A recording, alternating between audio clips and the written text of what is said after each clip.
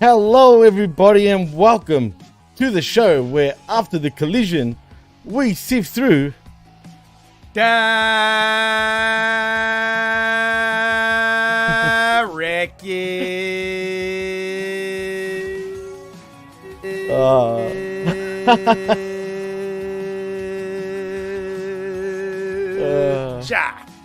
Wow, I'm pumped. That was the longest wreckage I've heard so far in 2024.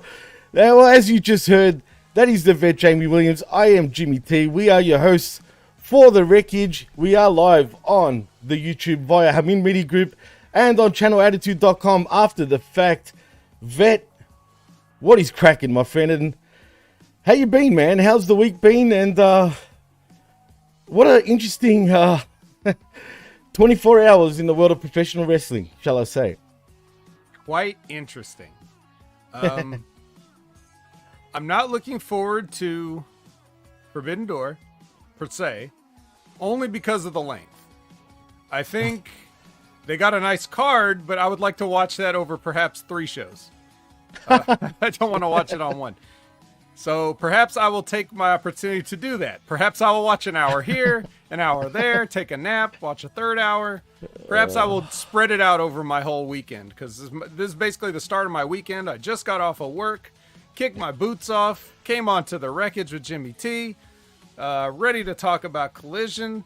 Can't wait to talk about Collision, but we'll wait a little longer because I'm sure we got some chit chat to catch up on. But I'm doing well, to answer your question, if that was indeed your question. Doing well. It was my question, and we are going to be set for a chit chat of news and whatnots in professional wrestling.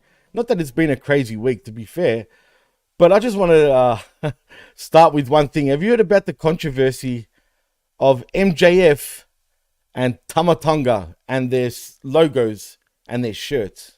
Have you heard the latest craze? I mean, I've seen people talking about it, but I chalked it up to absolutely nothing. So I moved on with my life, and I guess everybody else didn't. Is that what you're saying? Well, yeah, just before we went live on the air right here for the wreckage, I was just scrolling through the Twitter as I do sometimes before we start the show. Mm-hmm. And I saw a bit of a debate going on about, and MJF is getting pretty pissed about it. He's just like, can you stop sending me pictures of Tama Tonga shirts? So basically, I don't know who copied who, but they've both got the same logo. You know what I mean? Except one says the MF, MF Tonga, whatever the freaking, what do they call him again? The motherfucking Tama Tonga? Yeah, some shit. They never said it on the air, I don't think, on WWE television, what it stands for. They just... Right. But still, you know what it really means. And then you got MJF. But if you look at their logos, they're very identical. Heck, Tama Tonga's logo almost looks like it says MJF, but it's in the same writing style. So same text, same everything. I don't know if... Yeah, I mean... It's just that old English font. You see that a lot with like... Right.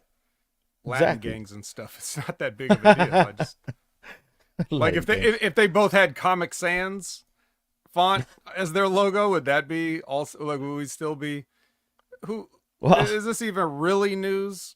I'll leave that to them. What else we got? It's trending. What else we That's got? Trending. That's your trending, you know what I'm saying? Basically, so I just thought I'd point it out, but it was interesting because I did think the logo did look kind of similar. But as far as proper news goes, again, look, to be fair, it's been kind of quiet, man. I'm not going to lie. I mean, nothing really much has gone on other than apparently an update on AEW and Warner Brothers Discovery working relationship and media rights talks. So let's sift through this bullshit because, it continues. Let's start with whatever source this is about to be. What is this source about to be? Well... Funny enough, what is the source over here? Let me just see, because it doesn't really state a source. I'm assuming this is their own the website that I'm on, their own opinion. So I'll say it's tpww.net.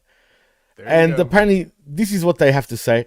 AEW's television deal with Warner Brothers Discovery is currently expected to expire at the end of this year. AEW is currently still in their exclusivity window for talks with WBD for a potential new media rights deal that is believed to expire this July. Here we go. So far, this sounds like, okay, welcome to Earth. Well, yeah, and speaking of the source, we've got the biggest tomato sauce, not actual sauce, in Fightful Select. Ooh. And this is what they had to say, reporting that their sources stated that AEW and Warner Bros. Discovery officials have felt good about the notion that they will continue their working partnership, as WBD officials reportedly have been actively pitching and taking part in their cross-promotional work with AEW, such as the House of Dragon themed episode of AEW Dynamite this past May. It was reported that WBD also works with AEW on the Young Bucks Reebok sneakers deal and promotion. It was also reported that AEW and WBD have held weekly meetings on Mondays to talk about integrations, creative plans, and to avoid any issues that could potentially come up. In regards to AEW's talk with WBD, though, for a new media rights deal, it was reported that an offer is on the table for AEW, and this offer has been there for months. Details regarding the terms of this offer are currently not known. It was also reported that the whole "there have been talks going on for some time" situation have, is the reason why conversations have continued, apparently. It was also reported that the monetary amount for a potential new deal depends on a number of factors, and AEW's weekly shows, as well as any potential affiliated shows, such as reality series, potential time slot changes, AEW's library streaming, and possibly pay-per-view rights. This was just a whole bunch of blah, blah, blah to me. Right. To be honest. And no new information. No new information, like, at all. So I don't know what the hell that was about. We already know, well, we don't know, but going by what everybody's saying, we've already known this information, right? If it's true or not, that's another story. But it's just like the Ricochet. Have you heard the latest about Ricochet also, Vet? He's going to make you laugh, completely, though. This gets good. Wait. Well, Mr. Sean Ross Sapp reported that there's a 70%, the wild card match on Forbidden Door tomorrow? There's a wild card, right? It's a wild card. Get this. Jeff Jarrett drew the wild card. Really? Well, that's his match. Oh, yeah. His match. Sorry, you're right. Well, apparently that wild card is going to be none other than Ricochet. But get this. Yes, but get this. It gets better. Sean Ross Sapp reported that there's a 70% chance that it's Ricochet. As soon as I read 70% chance, Vet, I knew it was utter garbage, and they don't even know, and they're just throwing it out there, literally speculating. It's just bullshit. People are running with it. I say they don't know shit, and they're just coming up with it, because when you say 70%, you're full of shit. Mm-hmm. Yeah, you're giving yourself a 30%. Well, there was a whole 30%. I was wrong. Yeah. You know what I got out of all of this BS that we just wasted like 3-4 minutes with? What I took out of that is that we actually, not only could we have House of the Dragon episode, but tonight on Forbidden Door, we could have a House of the Dragon match, because the Shingo Takagi versus Bryan Danielson. So I would have branding all over that match of the House Targaryen or whatever, however that works. Have fire-breathing dragons all over the place? Yes. That's what I got already all that. That's the only thing I took from everything that just got talked about there. That's all right. So for me, all I was hearing as I was reading was it's just garbage.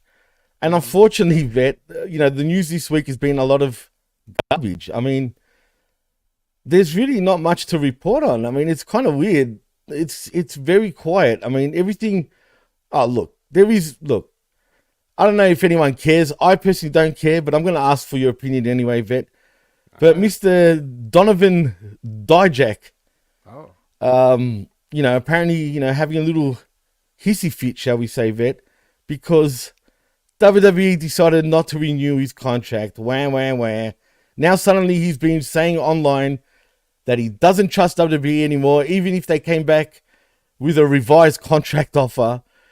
He said he wouldn't re-sign because they just broke his trust, and he's going to prove them all wrong when he goes back onto the indie scene. Personally, it doesn't matter what he does for me, Vet. he will never prove anybody wrong because I don't care how good of a wrestler he is. Sure, he's had bangers, if you want to call it that, bangers.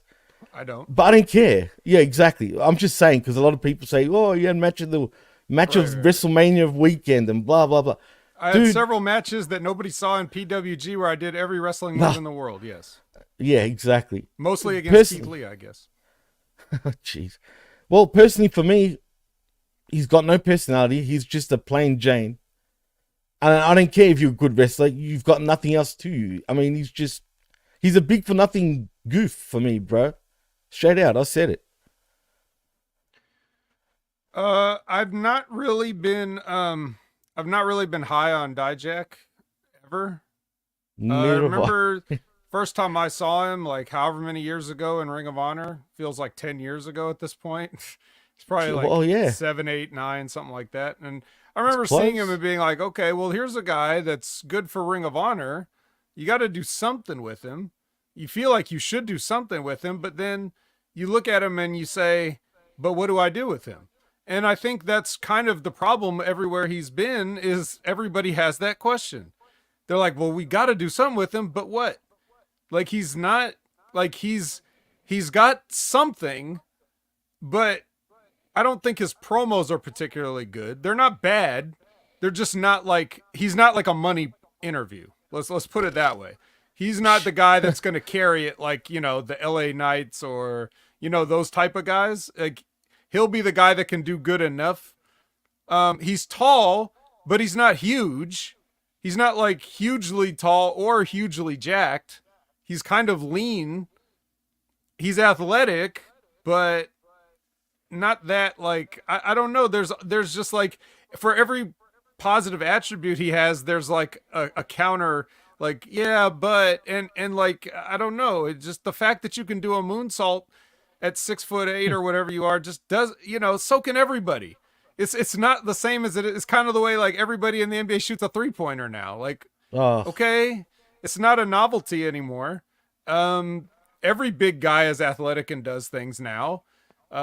So you don't really stand out any particular way. And on top of that, and this one maybe not his fault as much, but he just got saddled with like 2 death gimmicks. Like first the retribution thing, like that killed him one time and he somehow survived that, came back. And then he had this stupid gimmick, almost as stupid as T-Bar, where he's like some kind of a like a vigilante cop or whatever. He's got like his own interrogation room at NXT, but it's like, yeah, what the hell are you doing? Like, what is this? I don't understand. What is this cartoon bullshit? This would have been like something you would have done in the 80s or 90s, like as one of those cartoon gimmicks. Like, you know, you're even cartoonier than the original Big Boss Man. So way more. How can anybody take you seriously doing that gimmick? And if that gimmick was his idea, it's his fault. If it's somebody else's idea, it's their fault. But nobody could have pulled that off, and it was never going to work.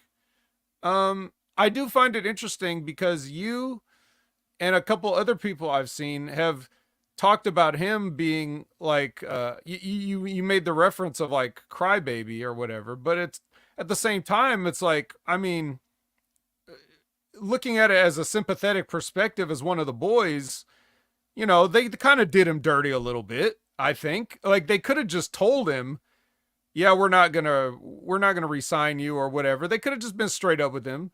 They didn't have to string him along. He can say what he wants, how he feels about it. I don't hold that against him.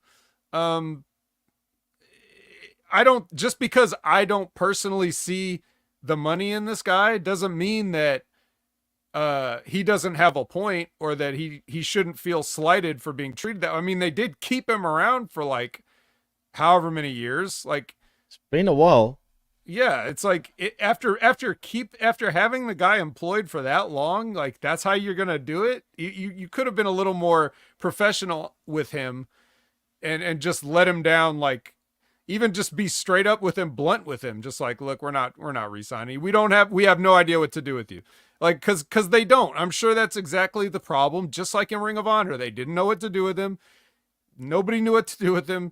and he got signed to NXT and they didn't know what to do with him, and they gave him 2 gimmicks and didn't know what to do with him, and it came time to renew his contract and they didn't know what to do with him. So, jeez. Sorry. Well, gotta go. Well, that's it. I mean, it is what it is. Look, if he proves me wrong, by all means, prove me wrong. But like you said, even back from the Ring of Honor days, man, I just couldn't stand him. And I couldn't stand him in WWE. I was kind of surprised in some ways that WWE even signed him. I get why, because he's, you want to call him big in today's wrestling. He's kind of big, right? I mean, not the biggest, but decent sized. Tall, definitely. But it's just, I don't know, man. We'll see what he does on the indie scene. Not that I care. I'm not going to be really following. But if he does anything significant, I'm sure we'll hear about it, no doubt about it. But it is what it is. But he'll go to TNA and they won't know what to do with it. Or he'll go to MLW and they won't know what to do with him. I can see him in MLW. Nobody wants him to be like a top guy. But they won't. But like he's a little bit better than the mid card. So he's in a weird spot where he just like, where do you put him? We're not gonna make you the guy. I could see if he's stuck around Ring of Honor, like if he just stayed there, they could have eventually made him the Ring of Honor champion at some point. It would have been like one of those hard-earned, like, hey, you've been here and you finally made it type deals.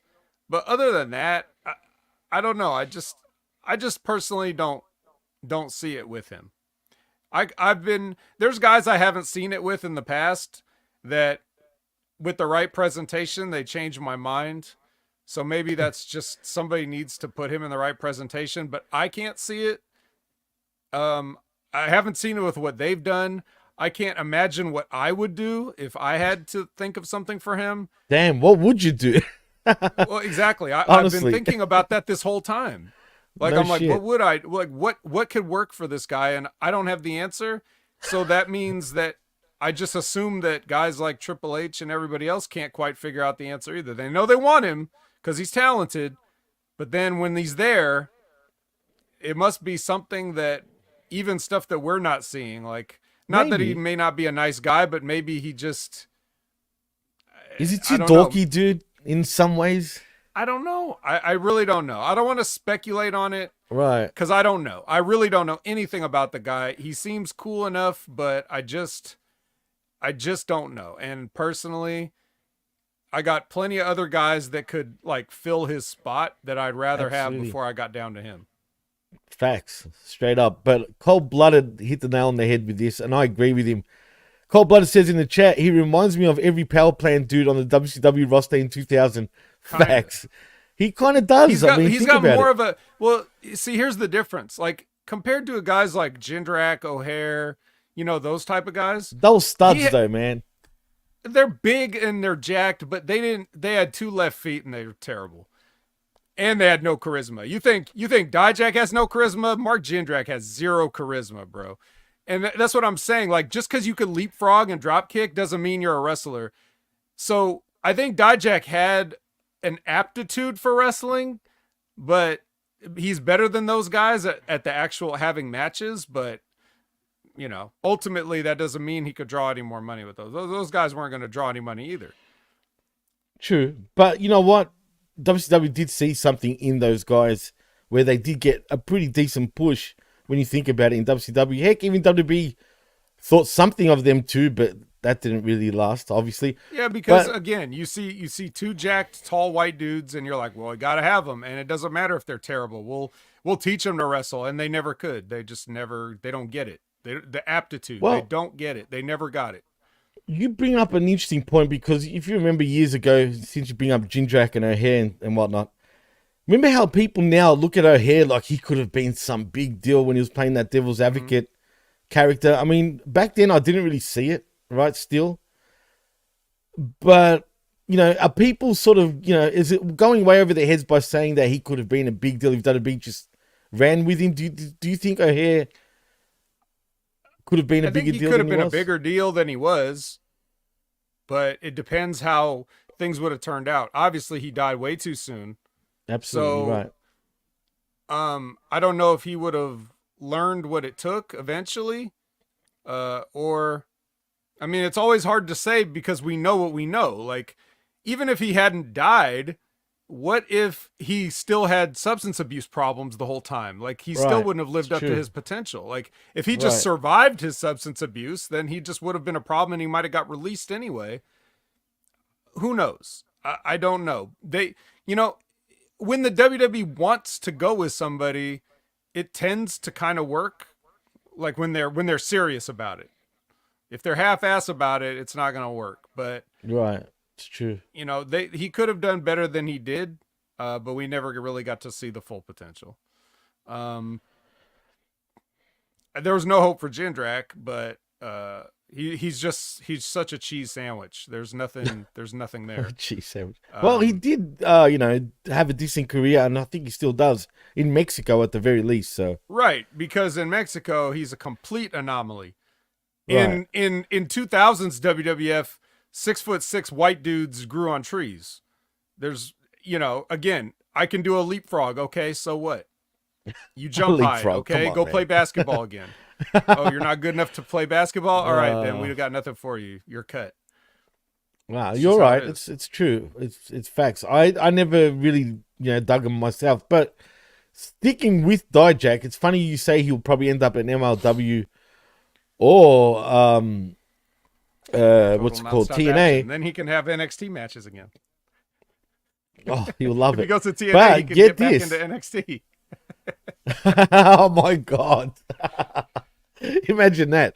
But funny enough, AEW CEO Tony Khan held a media scrum on Thursday, Vet, to promote this Sunday's AEW New Japan Pro Wrestling Forbidden Door 2024 event at the UBS Arena in Long Island, New York. And here are some of the notable highlights from that interview and that press conference or whatever, media conference. Great. Well, this is what he got asked. On the topic of an update on Britt Baker's recovery from a back-related injury, Khan stated, "I'm really excited about Britt Baker being close to ready for a return to AEW. She's been out with an injury and was not cleared to wrestle. I do expect that sometime soon she could return. I would absolutely love that. I'm very excited about getting all of our top stars back. It's been great having MJF back.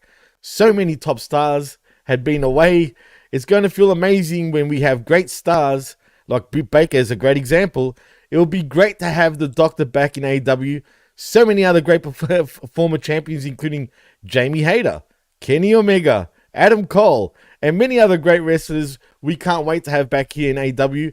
For me, though, as in Tony Khan, I know that Dr. Britt Baker and the fans all over the world will be excited to see her return. I'm glad she's going to be cleared to return very soon." Haven't we heard this for like over a year at this point, Vet? Must have been one hell of a back injury. If the back injury was this bad, I think we would have remembered like the incident that caused it, wouldn't we? It could have happened in the bedroom, for you know. One of these hardcore matches or something? Maybe. It could have been. I mean, who knows? Maybe Adam Cole went a bit rough. Who the fuck knows? I mean, because I'm pretty sure his recovery has been that's what I was going to say. I was going to say that. But in all seriousness, I mean, come on, man. She hasn't been in. I've heard interviews of her saying she doesn't understand why she hasn't been back. This was recently. And she's angry about it, at the fact that she hasn't been called to come back. So I don't know who's lying here, if it's her, if it's him. I'm pretty sure she hasn't been hurt with a back problem for this long, dude. Come on. And where's Jamie Hayter, man? I mean... Well, she did get hurt, but again, yeah, but she should be better now. Come on. Hey, look, I don't know. Look, if she came back, no one would care. If Britt Baker comes back, no one would care. They'd care for that one pop, and then they wouldn't care again. So, let's not pretend we care. Just quietly to the people in the chat, if you, especially you, Canada Spaceman, if you don't realize that Homeboy 88 is trolling, I'm not seeing some of these comments. You're not? Really? Oh, that's weird. No, well, I see St. Vicious coming in, but I haven't seen anything from... Oh, interesting. Well, it's funny. I can see Homeboy trolling everybody, and they all think he's being serious. So, but you know, Homeboy, that's true. He ain't being serious. Mm-hmm. But anyway, this little presser continues because he gets asked on the topic of AEW's current talks with Warner Brothers Discovery for a God. potential. Didn't we just talk about this? He's not going to say anything. What else did he say? All right, this is what he said. There are some great free agents. Oh, and about signing Becky Lynch and Dijak the contracts. That's what I wanted to get at initially. So this is, forget what I just said, because you're right. He didn't answer that question, actually, as a matter of fact. There you go. But on the topic of AEW's interest in potentially signing Becky Lynch and Dijak the contracts, Khan stated there are some great free agents out there, Vet. These are great names you're talking about. I have a lot of respect for everybody, you said, but it probably wouldn't be what? There's a behoove me or benefit AEW for me to give my contract thoughts. There you go, Vet. He's talking to you on all of them, or what I would negotiate, or what I would have done with them. I do think they're all great talents, though. Cool. Didn't answer shit. Yeah. So why ask him that? Why ask him anything? Why have him ever on anything? Yeah. He could just send in like a prepared statement for somebody else to read. Like if he just wants to say, "Hey, Forbidden Door's coming up on, Sunday, July 30th at this time with these matches and these stars." You could just have anybody read that. He doesn't actually have to show up and then dodge questions all day. That's what I don't. Yeah, I know. I don't get it either, man. He's the only guy that really does that. But whatever. Everyone loves him. That loves AEW. It is what it is. Anyway, that was pretty much your AEW news. I mean, but sticking with AEW, I'll say one more thing. The AEW Dynamite ratings are up. Actually, funny enough. They're back up. They're back up actually by a good 100,000 actually, Vet.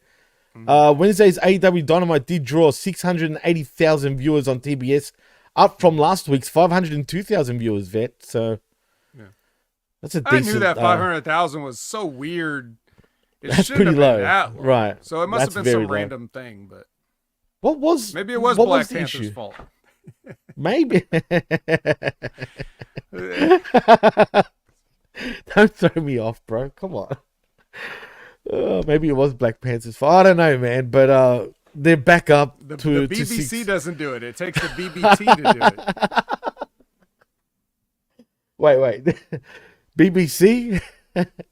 Yeah, the BBC, anyway. No ratings. BBT, right. ratings. Yeah. I'm not going to get into that. I won't even go there. But I won't. I definitely don't want to get into it, if you know what I mean. But well, thank you, D, with the throw.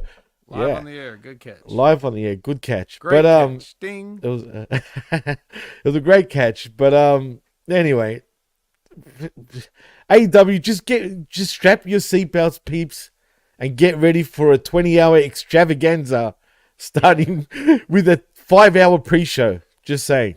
Yeah. Let's get into it, Jimmy. Let's take them home. Let's take them all the way home now. Should we like collision? We should sift. Should we sift it? You think we should sift it? Let's do a little siftage. Let's siffage. Put the gloves on. You know what? I should bring gloves. Let me get my gloves. Yeah. Next week I'm bringing gloves for real, man.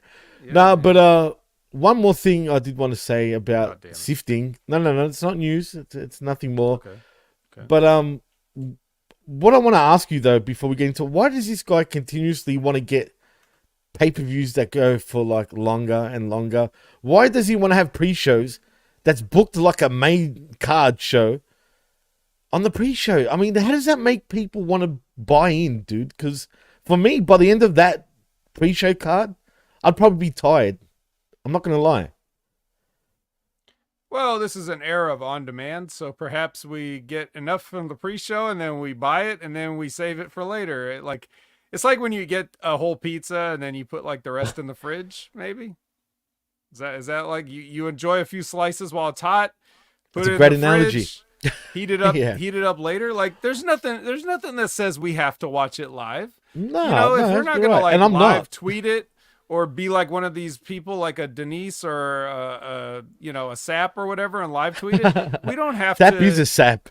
Yeah, we don't. Who says we could watch it on our own time? That's what I'm gonna do. Be damned if I'm gonna watch this in real time.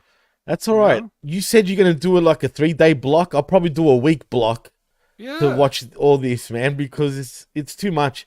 I'll get angry. I'm not lying. I'll actually get pretty angry if I actually sit through the whole thing. If I know I'm going live right after that show and I have to like watch it all the way through, I'll be in a shitty mood, put it that way. And then I'll just be shitting on the whole show because I'm pissed off that I watched 20 hours of this shit. So you're right. It's probably best that I watch it in blocks, just like you suggested. Otherwise, I'm just going to be annoyed. So let's get sifting through the wreckage because, Vet, I thought this show was... Jimmy? Didn't you love it? I didn't love it, but it was good. It was a good show for me this week. Yeah. There was a lot on my menu, put it that way, the a la carte menu. So I'm full. Yeah. I got full. Yeah, me too. Boy, let me tell you. I was worried that it was going to be front loaded, but even towards the end there was things that I still liked, but we'll break that down as we go. But we're starting off with Orange Cassidy, so that's already you're putting a main event superstar just to open your show. So you got a good show coming when you got Orange. Superstar. And his good friend, the Stone Pitbull, is here with one of the best entrance themes in all of wrestling. So you get to hear the entrance theme. The Stone Pitbull, Tomohiro Ishii is here. These guys are tag team partners from the past, stable mates from the past. I guess Chaos doesn't exist anymore. Chaos has exploded. Yeah, I guess it's over with now that Okada's gone. So, they're all free agents and but these guys, just because they're not in the exact same official group anymore, doesn't mean they can't still be friends. So Ishii and Orange are friends. And, Ishii's always had that history, Jimmy, of like, he has those oddball partners. Like, he tagged with Toru Yano for how many times in the World Tag League? Like, it was funny, though. I'll give it that. But you're right. They like to do the contrast, like where he's dead serious and he's got a goofy partner or whatever. So it works. And they're taking on an actual faction of TMDK. So we got Shane Haste and Robbie Eagles. Oi, oi, oi.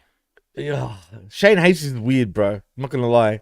He's weird. Not all Australians act like that. I'm just saying. He was in that group with T-Bar and yes, that's right. What was his name again? Rude Boy. Sorry, no, it wasn't Rude Boy. Slapjack.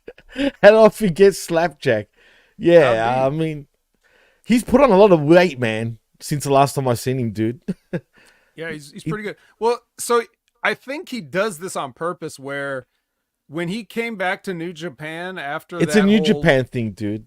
After the whole Retribution thing and he went back to New Japan, the way he acted was like that he was mentally damaged from that gimmick. Are you serious? That's pretty funny, actually. Right. It's pretty smart. And again, nobody cares because Shane Haste is not like that amazing or entertaining, but like at least it's something.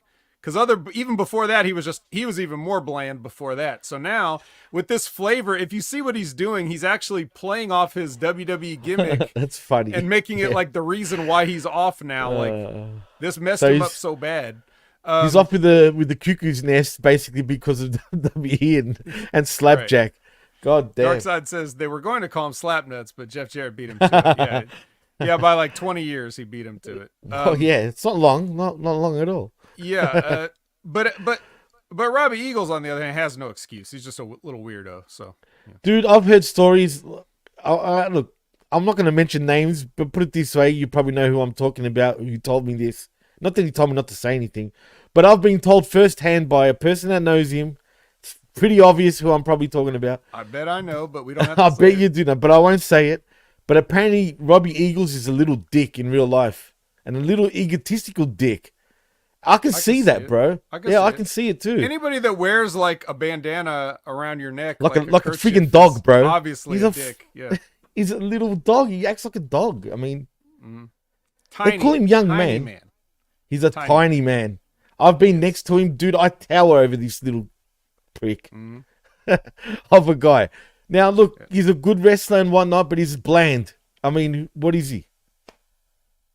I don't know. Apparently, he's like. Even though he just looks like a little white guy, but apparently he's like Filipino, like half Filipino or something. What? Is he? I actually didn't know that. No. I didn't know it either, but apparently he is. Well, that makes sense. That's probably where he gets his hype from. It doesn't give him any extra flavor, though, if that's what we're trying to ask.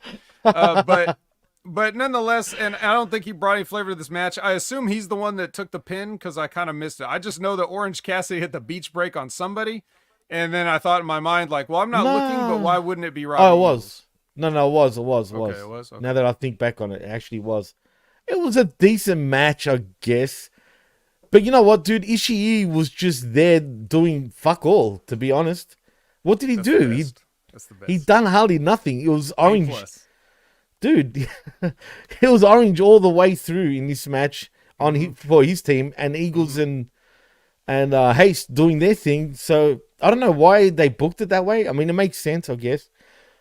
But Ishii is getting up there in age a little bit. Mm-hmm. But have you seen Ishii in person, actually, Vet? No. Wait. Maybe? Dude, if you have or haven't, but obviously you can't think about it. So next time you ever do, you're going to freak out at how small he truly is, dude.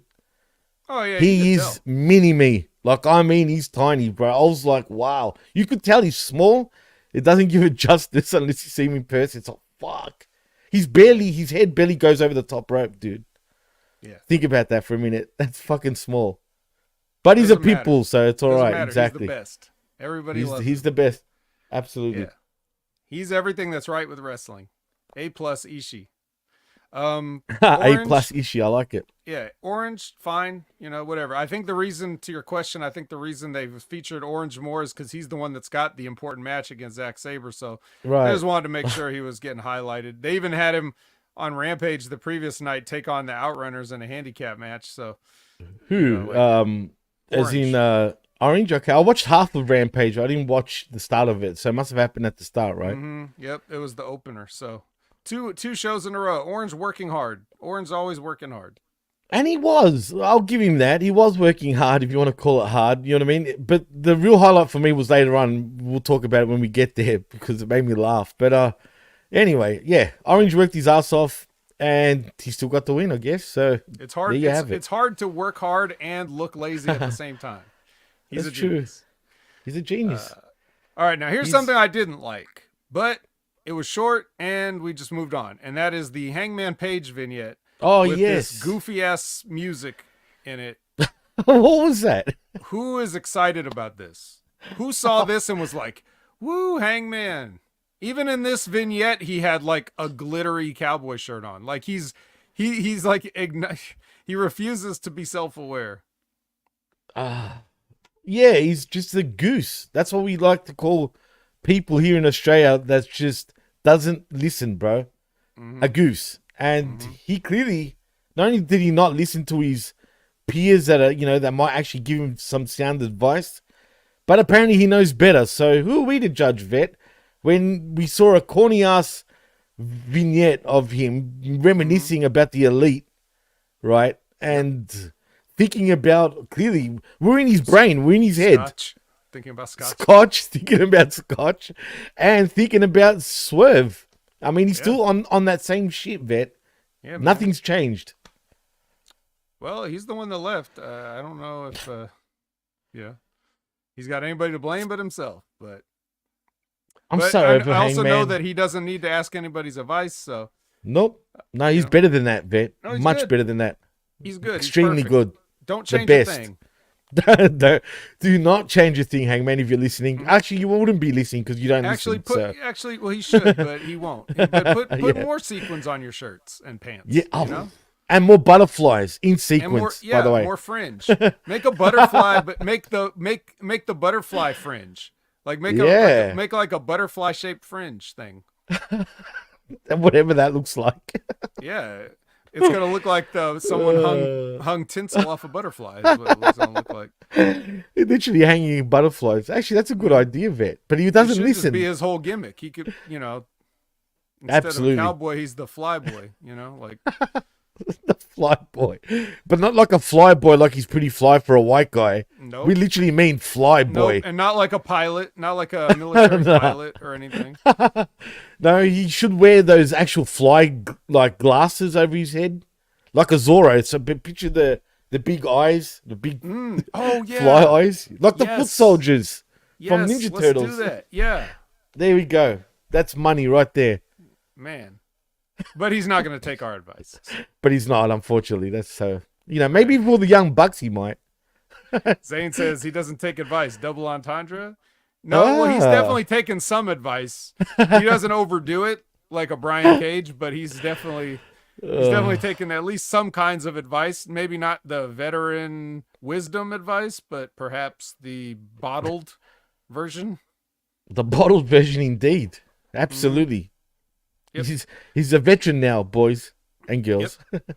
All right. So next we go from that to the learning tree taking a walk. Oh. This reminds me of when I see the learning tree walking, it reminds me of like the Lord of the Rings type. You know how the Ents were like these giant trees that walked. And I was like, oh, this is kind of like the Two Towers or whatever. So anyway, they're walking around backstage, and they see somebody like with their wrist tape, and then he goes. Chris Jericho goes and lectures like the athletic trainer and tells her how to put tape on, wrap it around the wrist 3 times for extra support and everything. And then he tells him how to, whenever you go in the trainer's room, to take a roll of athletic tape so you don't have to buy any later. Yeah. Speaking of that, we see little urban boy.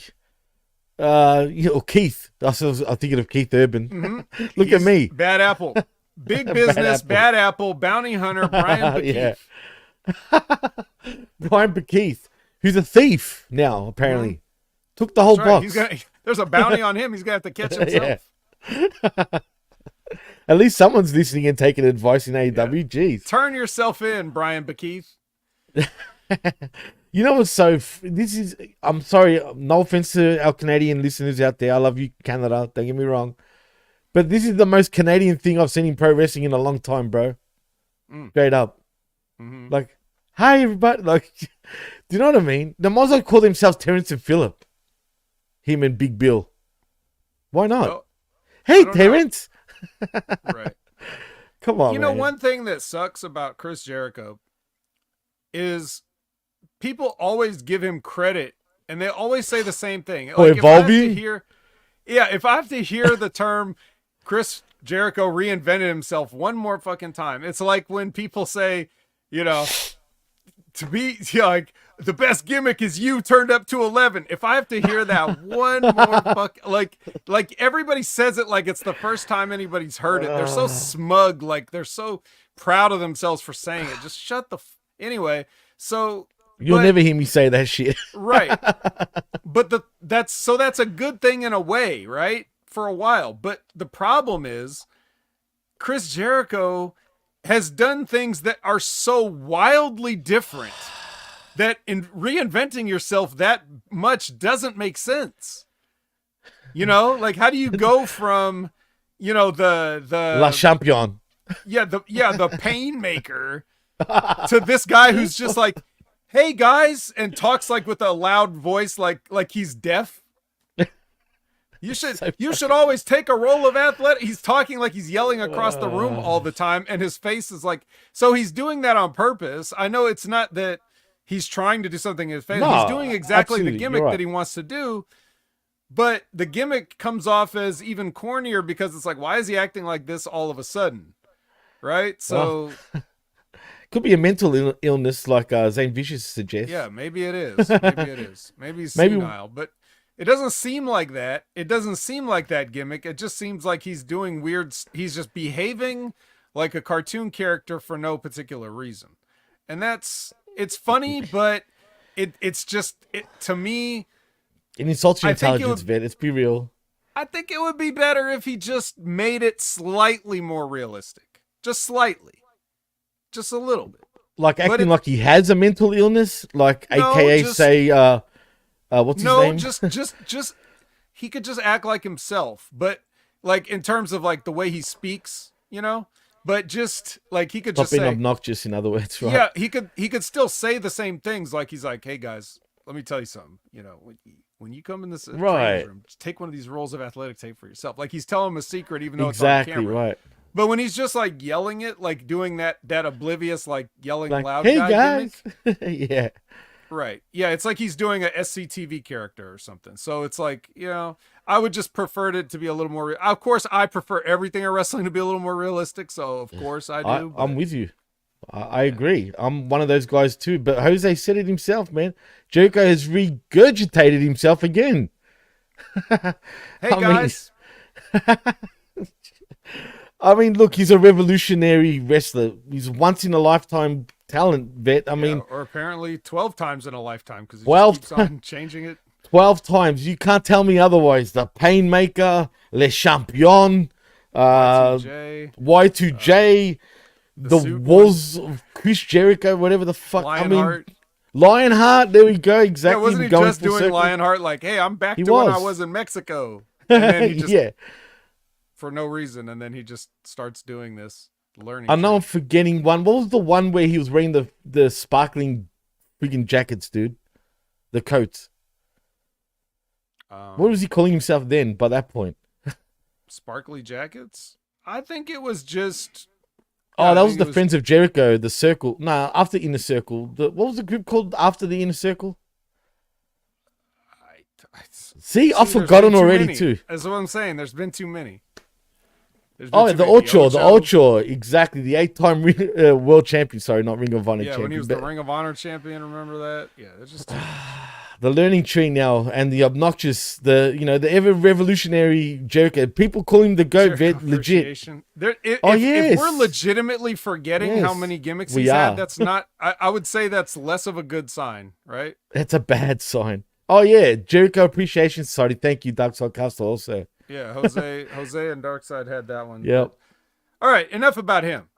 We'll see him later. We're not done with Chris Jericho. We'll come back to him. So we've spent enough time on him right now. We can come back to him because right now it's time for my main event. Okay? Ooh. Finally,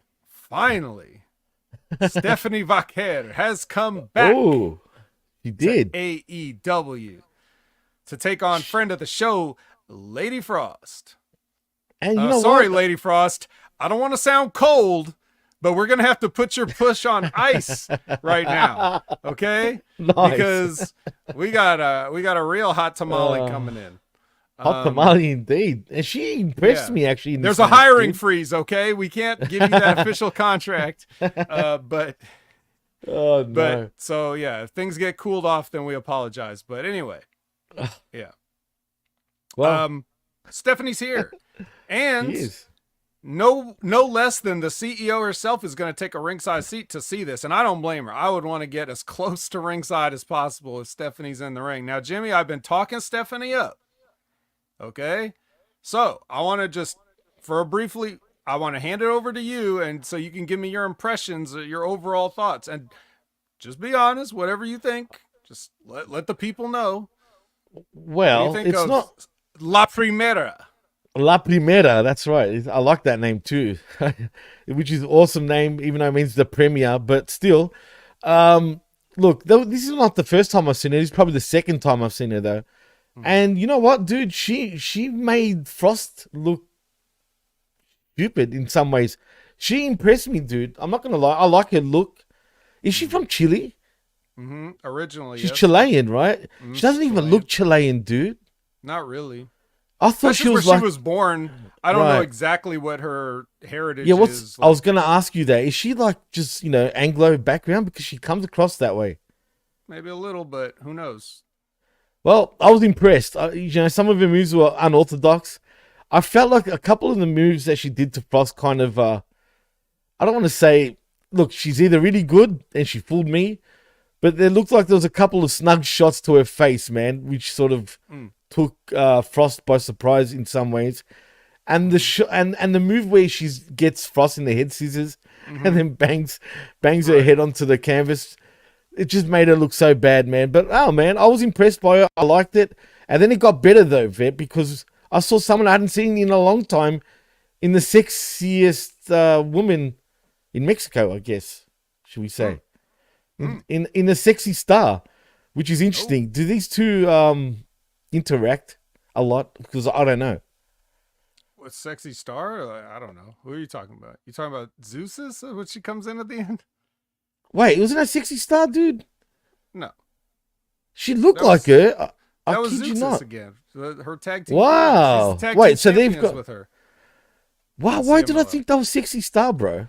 Because she has a pointy mask. Yeah, maybe. Because I didn't hear the name. I literally didn't hear the name. I'm like, oh, is that Sexy Star? She's much chunkier than Sexy Star. I thought so. I was going to say she put on a lot of weight. Yeah, sexy. Yes. That's what I was getting at. You More know like what I mean? sexy famous star from Carl's Jr. Hardy's, but Man, they got the yes. same mask, bro. Tell me They differently. look I they- can't tell like, the difference. Well, it's kind of like, you know how a lot of masks look similar. You know, like a lot Right. of guys had a mask that looks similar to like Rey Mysterio. You know, Well, like, yeah, true. yeah, it's just, you know, there can only be so many masks. So they have the ones that look like kind of pointy. You know, like Sexy Like a Star's star, like sort of. pointy looking mask. Yeah, Yeah, I don't know like why a I thought butterfly, that. like Hangman Page, whatever. Oh, Um, that's what yeah. it was. Nah. Ooh, maybe No. that's a gimmick. He can be the masked rider, but have a Ooh. butterfly like mask. It can look like the Divas belt. Does he wrestle in Stardom, possibly? Yeah. I mean, is that possible? Oh, Could there you be. go. Cover up. But yeah, but back to your thing, I was impressed with her, man. I'm still shocked that wasn't Sexy Star. But and you're right, Zayn, she probably won't ever work for an American company ever with her Well, history. the sexy star that, you know, shot on Rosemary that time, she's been replaced. There's the person that's called What? Sexy Star now is a different wrestler. Really? Yeah, it's kind of like the Sin Cara thing, Ugh. which makes we're me actually going laugh to get later the on. real Sin Cara coming up on That Forbidden will Door, but and that segment popped me when we get to it. That was Okay. awesome. Anyway, yeah. Now I'm even more shocked. So we got two La Parcas. One passed away, but the one we knew Yes. of in WCW was still yes, is still the alive. real La Parka LA is Park. still alive as LA Park. Right.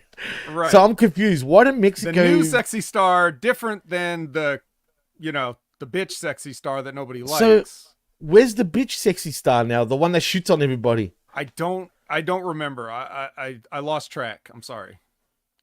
Interesting. Thanks Anyway, for telling me this. Look, neither here nor there, as Big Ray would say. Right.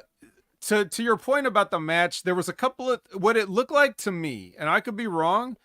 But what it looked like to me was that I don't know what the deal was. There's clearly some communication between them that was slightly off. Talking about Stephanie and Frost, but it looked like to me. I'm guessing it looked like Stephanie went for a couple of spots like too early, and had to repeat them. Like she repeated spots. It was almost like Frost was saying, "Not yet, not yet." Like we're not doing this spot yet. We're doing, so like they had to like repeat some stuff, and so it was kind of weird. But I don't know whose fault that was. I don't know who There was calling miscommunication on both parties. I felt like both of them were trying to take control of the match, and one of them was always not like reciprocating, if you know what I mean. Right. So it was not like, and the crowd was like a little bit didn't know what to make of some of it, but then they kind of popped for some of the stuff, like when you were saying like the stiff shots. I don't think it was a stiff shot, the one that everybody thought was like that. You would probably be thinking that the handstand Frost did on the apron and when she got super kicked in the face. Oh no, I know that was just good camera work. There was another one though in the middle of the ring, and I'm not sure if it was during the commercial break. Because remember, on my feed, Right, I don't no get the commercial break, right. So I'm not sure if it was during the commercial break or not. But there was a time where they were in the middle of the ring. I know what you're talking about on the apron, which was doing the handstand. That's your typical super kick to the face. It looks good, Right. like, but if it got you the get most camera. reaction, and Right. and Frost sold it like crazy. It was a great There was sell one- on her part. There was a super kick, I think, in the middle of the ring. I don't know if you saw this, where usually they quickly put their hands up to block it, if you know what I mean, right? But Frost just did not get her hands up in time. Popped her right in the mouth. It looked like, dude, like nicely. Now I don't know if that was during the commercial or not. I don't know if you saw it at all. I mean, what I I'm saw talking the same about. feed. Unfortunately, what was weird about it is the feed. I say when they go to picture in picture, they don't actually go to picture in picture. They just stay with it. But then they go to complete commercial, and so that like a part of the match gets cut out. Because like at some point on the TV broadcast, they actually do go to full commercial for like 1 minute. So that it's like you're watching the match, and then all of a sudden it just like cuts to black and then goes, "We're back." I hate that. Like, You're right. yeah. So, but anyways, regardless, Stephanie hits her finish, which is like a package backbreaker, I guess would be the best way to describe it. She picks him up like a package pile driver and then drops her onto her knee in a bag breaker, and then so she picks up the win there. and then they do like a little face off with Mercedes, and then Stephanie's like, okay, I'm leaving, and then Zeus's that's when she comes in and attacks Mercedes, and then they both kind of beat up Mercedes, and then Stephanie holds up both championships. And is that a sign of things to come? Probably not. No, she's gonna lose. We can dream. We can dream. Well, put it this way, man. Stephanie really did impress me, and she carries herself well, dude. I like the way she carries. She comes across as confident as well. I wouldn't be afraid to put. Yeah, smug. Very smug, as she should be. She should be confident. She should feel that she can go. Exactly. She's la primera. She's no CEO, but she is the premier female athlete right now, possibly in AEW even, and in Mexico, and South America for that matter, including Chile. But in all honesty, though, dude, I feel like there's a bit of, I don't want to say friendly rivalry, and there's a little tension. I truly think Stephanie thinks she's above Mercedes Moné, and Moné probably just looks down on herself also, right? Unfortunately for Steph, Moné is going to get the win anyway, and that's that. It's just, it is what it is. But I hope she puts on a good show, because I think she could be a big deal in North America if she actually made the jump over to one of the North American companies. I think so too.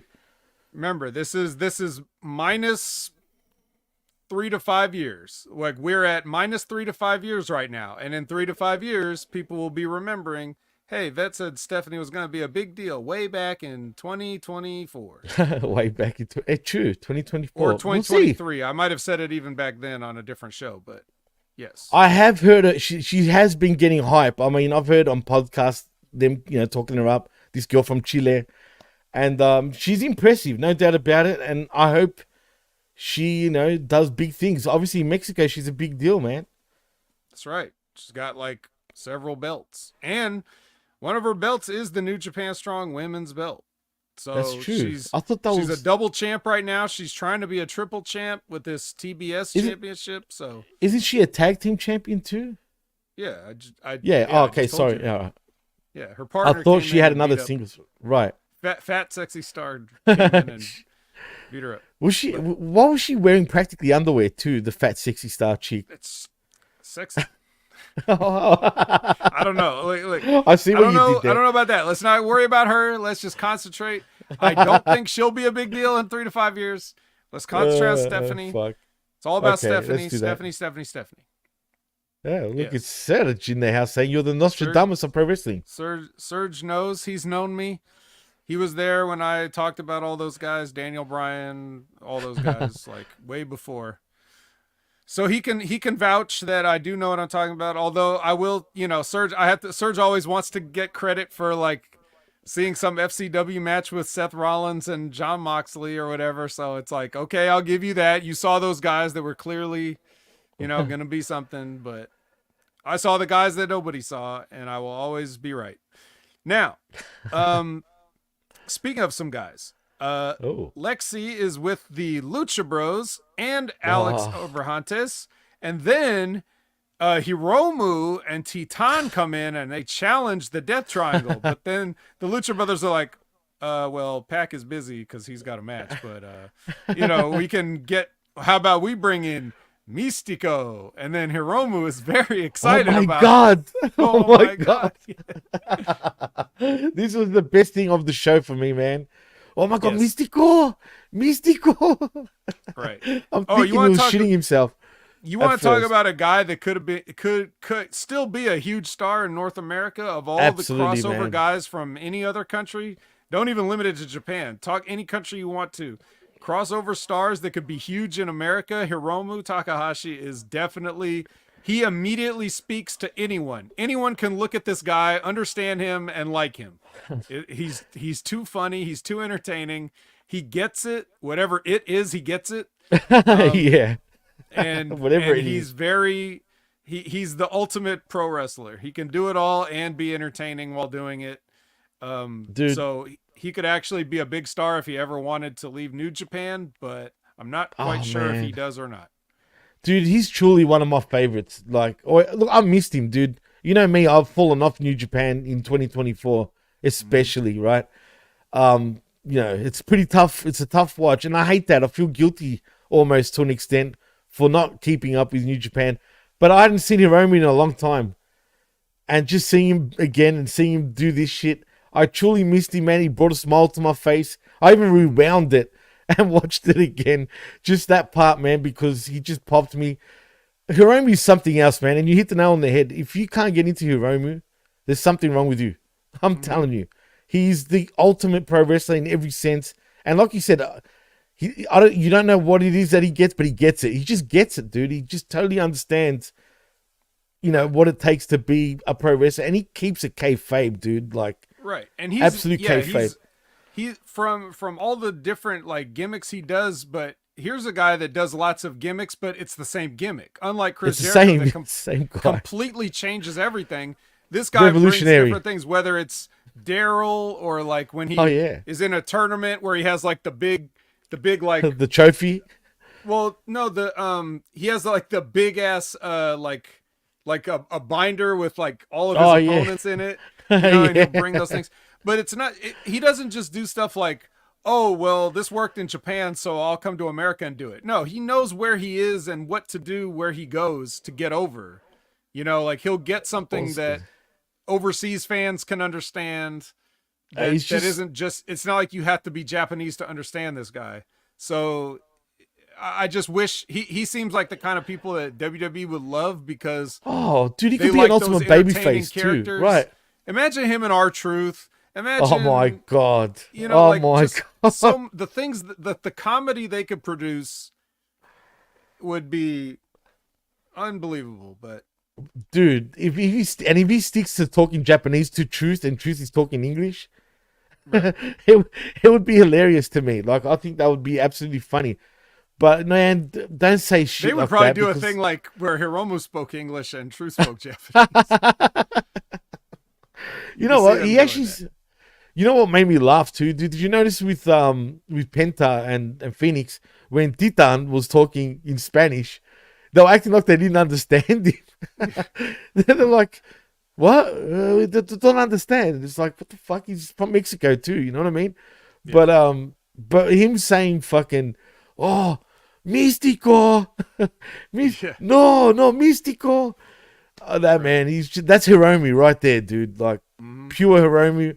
He's a fun. Not only is he a fun guy, he seems like a fun guy to meet for sure. I reckon you would have such a laugh with him if you would like to hang out with him. You'd just be laughing the whole time, you know, through. But he's just a fun-loving character that you can easily get behind. And if you say you can't get behind it, there's something wrong. I don't care if he doesn't even speak English. There's some connection that he's able to do that you just get him as a character. But if you read the subtitles with his Japanese stuff, it's some of the funniest shit you ever read, dude. Oh yeah. Go to everybody.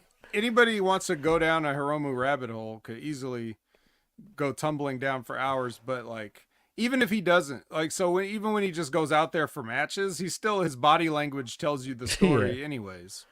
Like he's just awesome, man. He's gonna entertain you. So we could do a whole show on him, but absolutely, you know, he's just getting in a 6-man tag match apparently against Místico. So Místico, the original Sin Cara. The original Sin Cara. That's true. And one of the biggest stars in Mexico, if not the biggest right now, I guess. Absolutely. Even though he's finished, he's not the same anymore, let's be honest. But he truly is one of the biggest names in Mexico, period. Mm-hmm.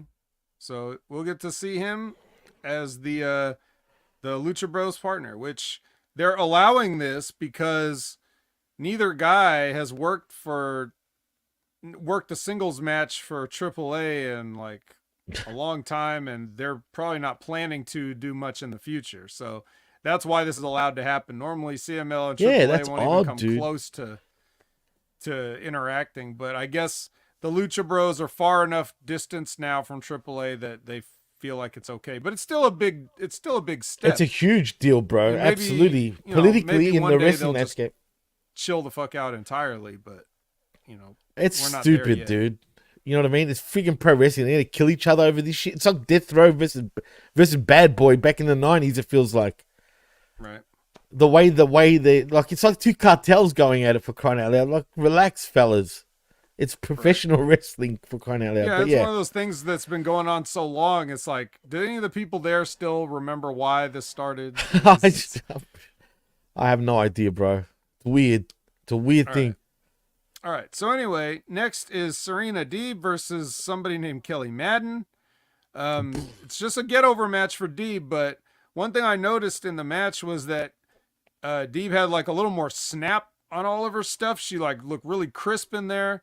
She looks healthy, man. She's back. This person was a jobber. She treated her like a jobber. Like, it's time for Serena to get over, so she got over. And she even did a little bit of showboating. So it all looked good. This is, to be honest, I've been worried about Deeb a little bit after watching the past few matches. Not all of them, but like there was a couple of them right when she came back the first time where I was like, these aren't the best. I know she can do better than that. This looks like more like what she's doing. Like I said, good match with Willow, that was good, but that was like a longer match, but this, she was like really aggressive and it looked This good was a throwback for Deeb, man. Like, I felt like this is the old her again, and she comes, like you said, she was snappier. She seemed in the mood. She was up for. She looked happy too, dude, and she looked healthy. More importantly, I think she's over whatever she was going through. I think we can possibly say she's well and truly over that. I just hope that she gets that fair sort of run, because they should give her one run at least with one of those women's championships. I think she could absolutely. And I hate saying this because people think, I'm being biased because you guys are. I'm not, man. We've called her out. You've called her out. And she's also, a friend of yours.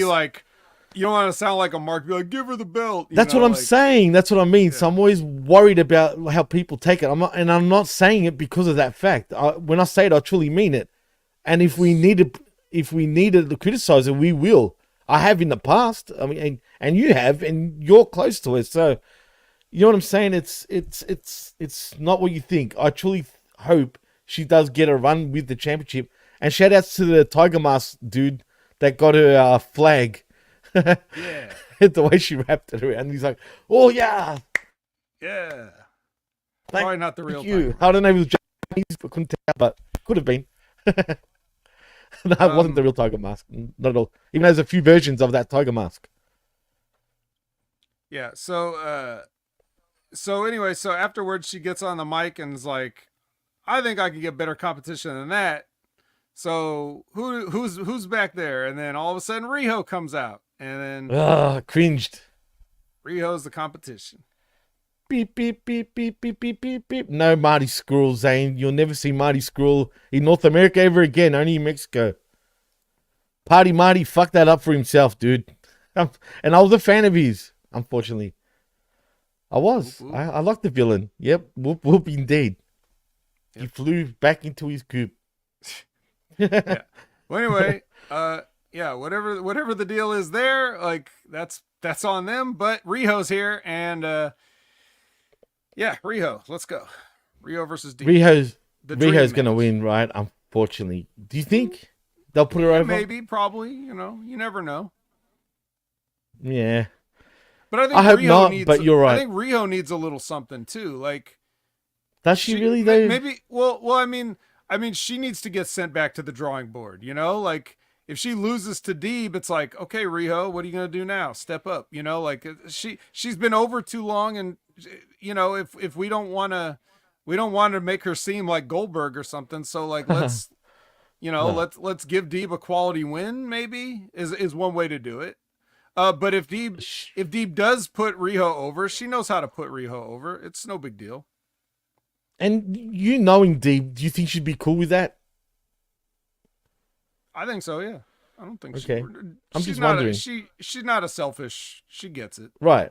Right. I'm just wondering out of curiosity, you know what I mean? Because plus, she can come across what? You have to think, like, regardless of what anybody thinks about Riho, she can go. She can work. Well, she's the one that's been pushed. Right. Like that's true. Just how it is. I mean, like it or not, it doesn't matter. She's the one that's been pushed. So if she just does jobs out of nowhere, it doesn't look. It looks weird to the fans that have been watching for a long time. Right. So. And a lot of the fans do like her, you know what I mean? And I get it, but the thing that annoys me... Finally, Rio's in there with somebody that's a similar size to her. Actually, she still looks small compared to Dee, bro. Honestly, she kind of did. But what annoys me is that even if she does get the win and whatnot, she disappears for another 6 months. That's what I mean. Like, give it to Dee, who's going to be on your television program, way more consistently than Rio will be. So that's my only problem. Also, is this happening just like because it's like, well, Forbidden Door, so we have a Japanese person? Like, that's why. Wait a minute. She works there. It's not forbidden. She's a contracted wrestler. She's Japanese. That's forbidden enough, Vet. That's what it is. I think it's time to revisit the branding of this show because it's really not that forbidden anymore. Nope. Not this year. I think if you want to do the whole Japanese wrestlers thing, now you have the whole Wrestle Dream show. You could make that the Japanese wrestler show, and then you could take this June event and rebrand it, name it something else, just make it a different show or something. Forbidden Door is just done. Like the name's done.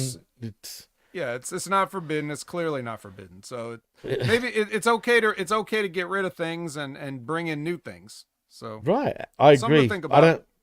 I don't actually like the name anymore. It just doesn't suit what this is. So I agree 100%. Right. Now we get more tree walking. Chris Jericho's going to give a hand washing lesson this time.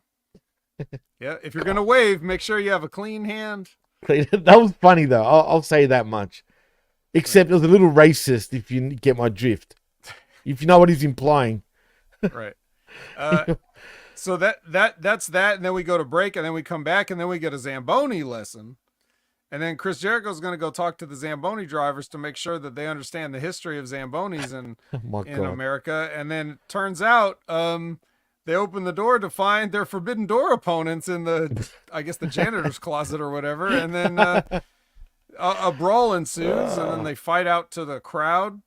And then they fight out, they fight into the ring. And then all of a sudden, this is a kind of a 3-on-2 because, Bad Apple, big business bounty hunter Brian Bakeith only has one good arm.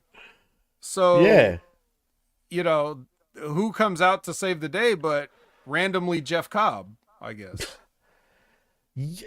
Man, he looked good tonight, actually, or last night, as a matter of fact, Vet. And we'll get to that also. But Cobby's back. Cobby's always back around this time of the year, Vet. Comes in, does his forbidden shit, goes away after that again for a whole year. I like Cobb, though. I'm cool with him. He's cool, but, But he's got no personality, really. Let's be honest. He does have he's kind of like, his personality is kind of like Jack Black. He acts like Jack Black. Is that a good thing? He acts like a Hawaiian Jack Black, yes. I don't know. I don't know if it's better than having no personality, but I don't know if it's the best. Yeah. He's been the same shit for way too long at this point, I feel. You know what I mean? Like, there's been no sort of real evolution with him over the years. He's kind of Maybe that's why he joined the learning tree.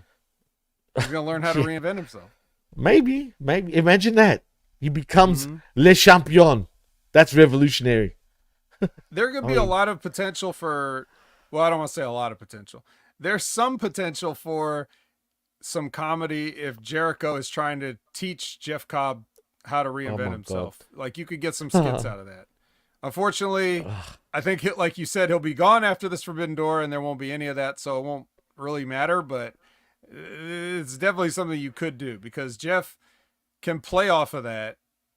Again, it's the same way you were talking about, Hiromu's interviews. If you go watch those, if you watch Jeff Cobb's New Japan backstage comments and stuff, he's always like goofing around and like making jokes, and it's a personality. You don't really see it out in the ring, but right, it's true.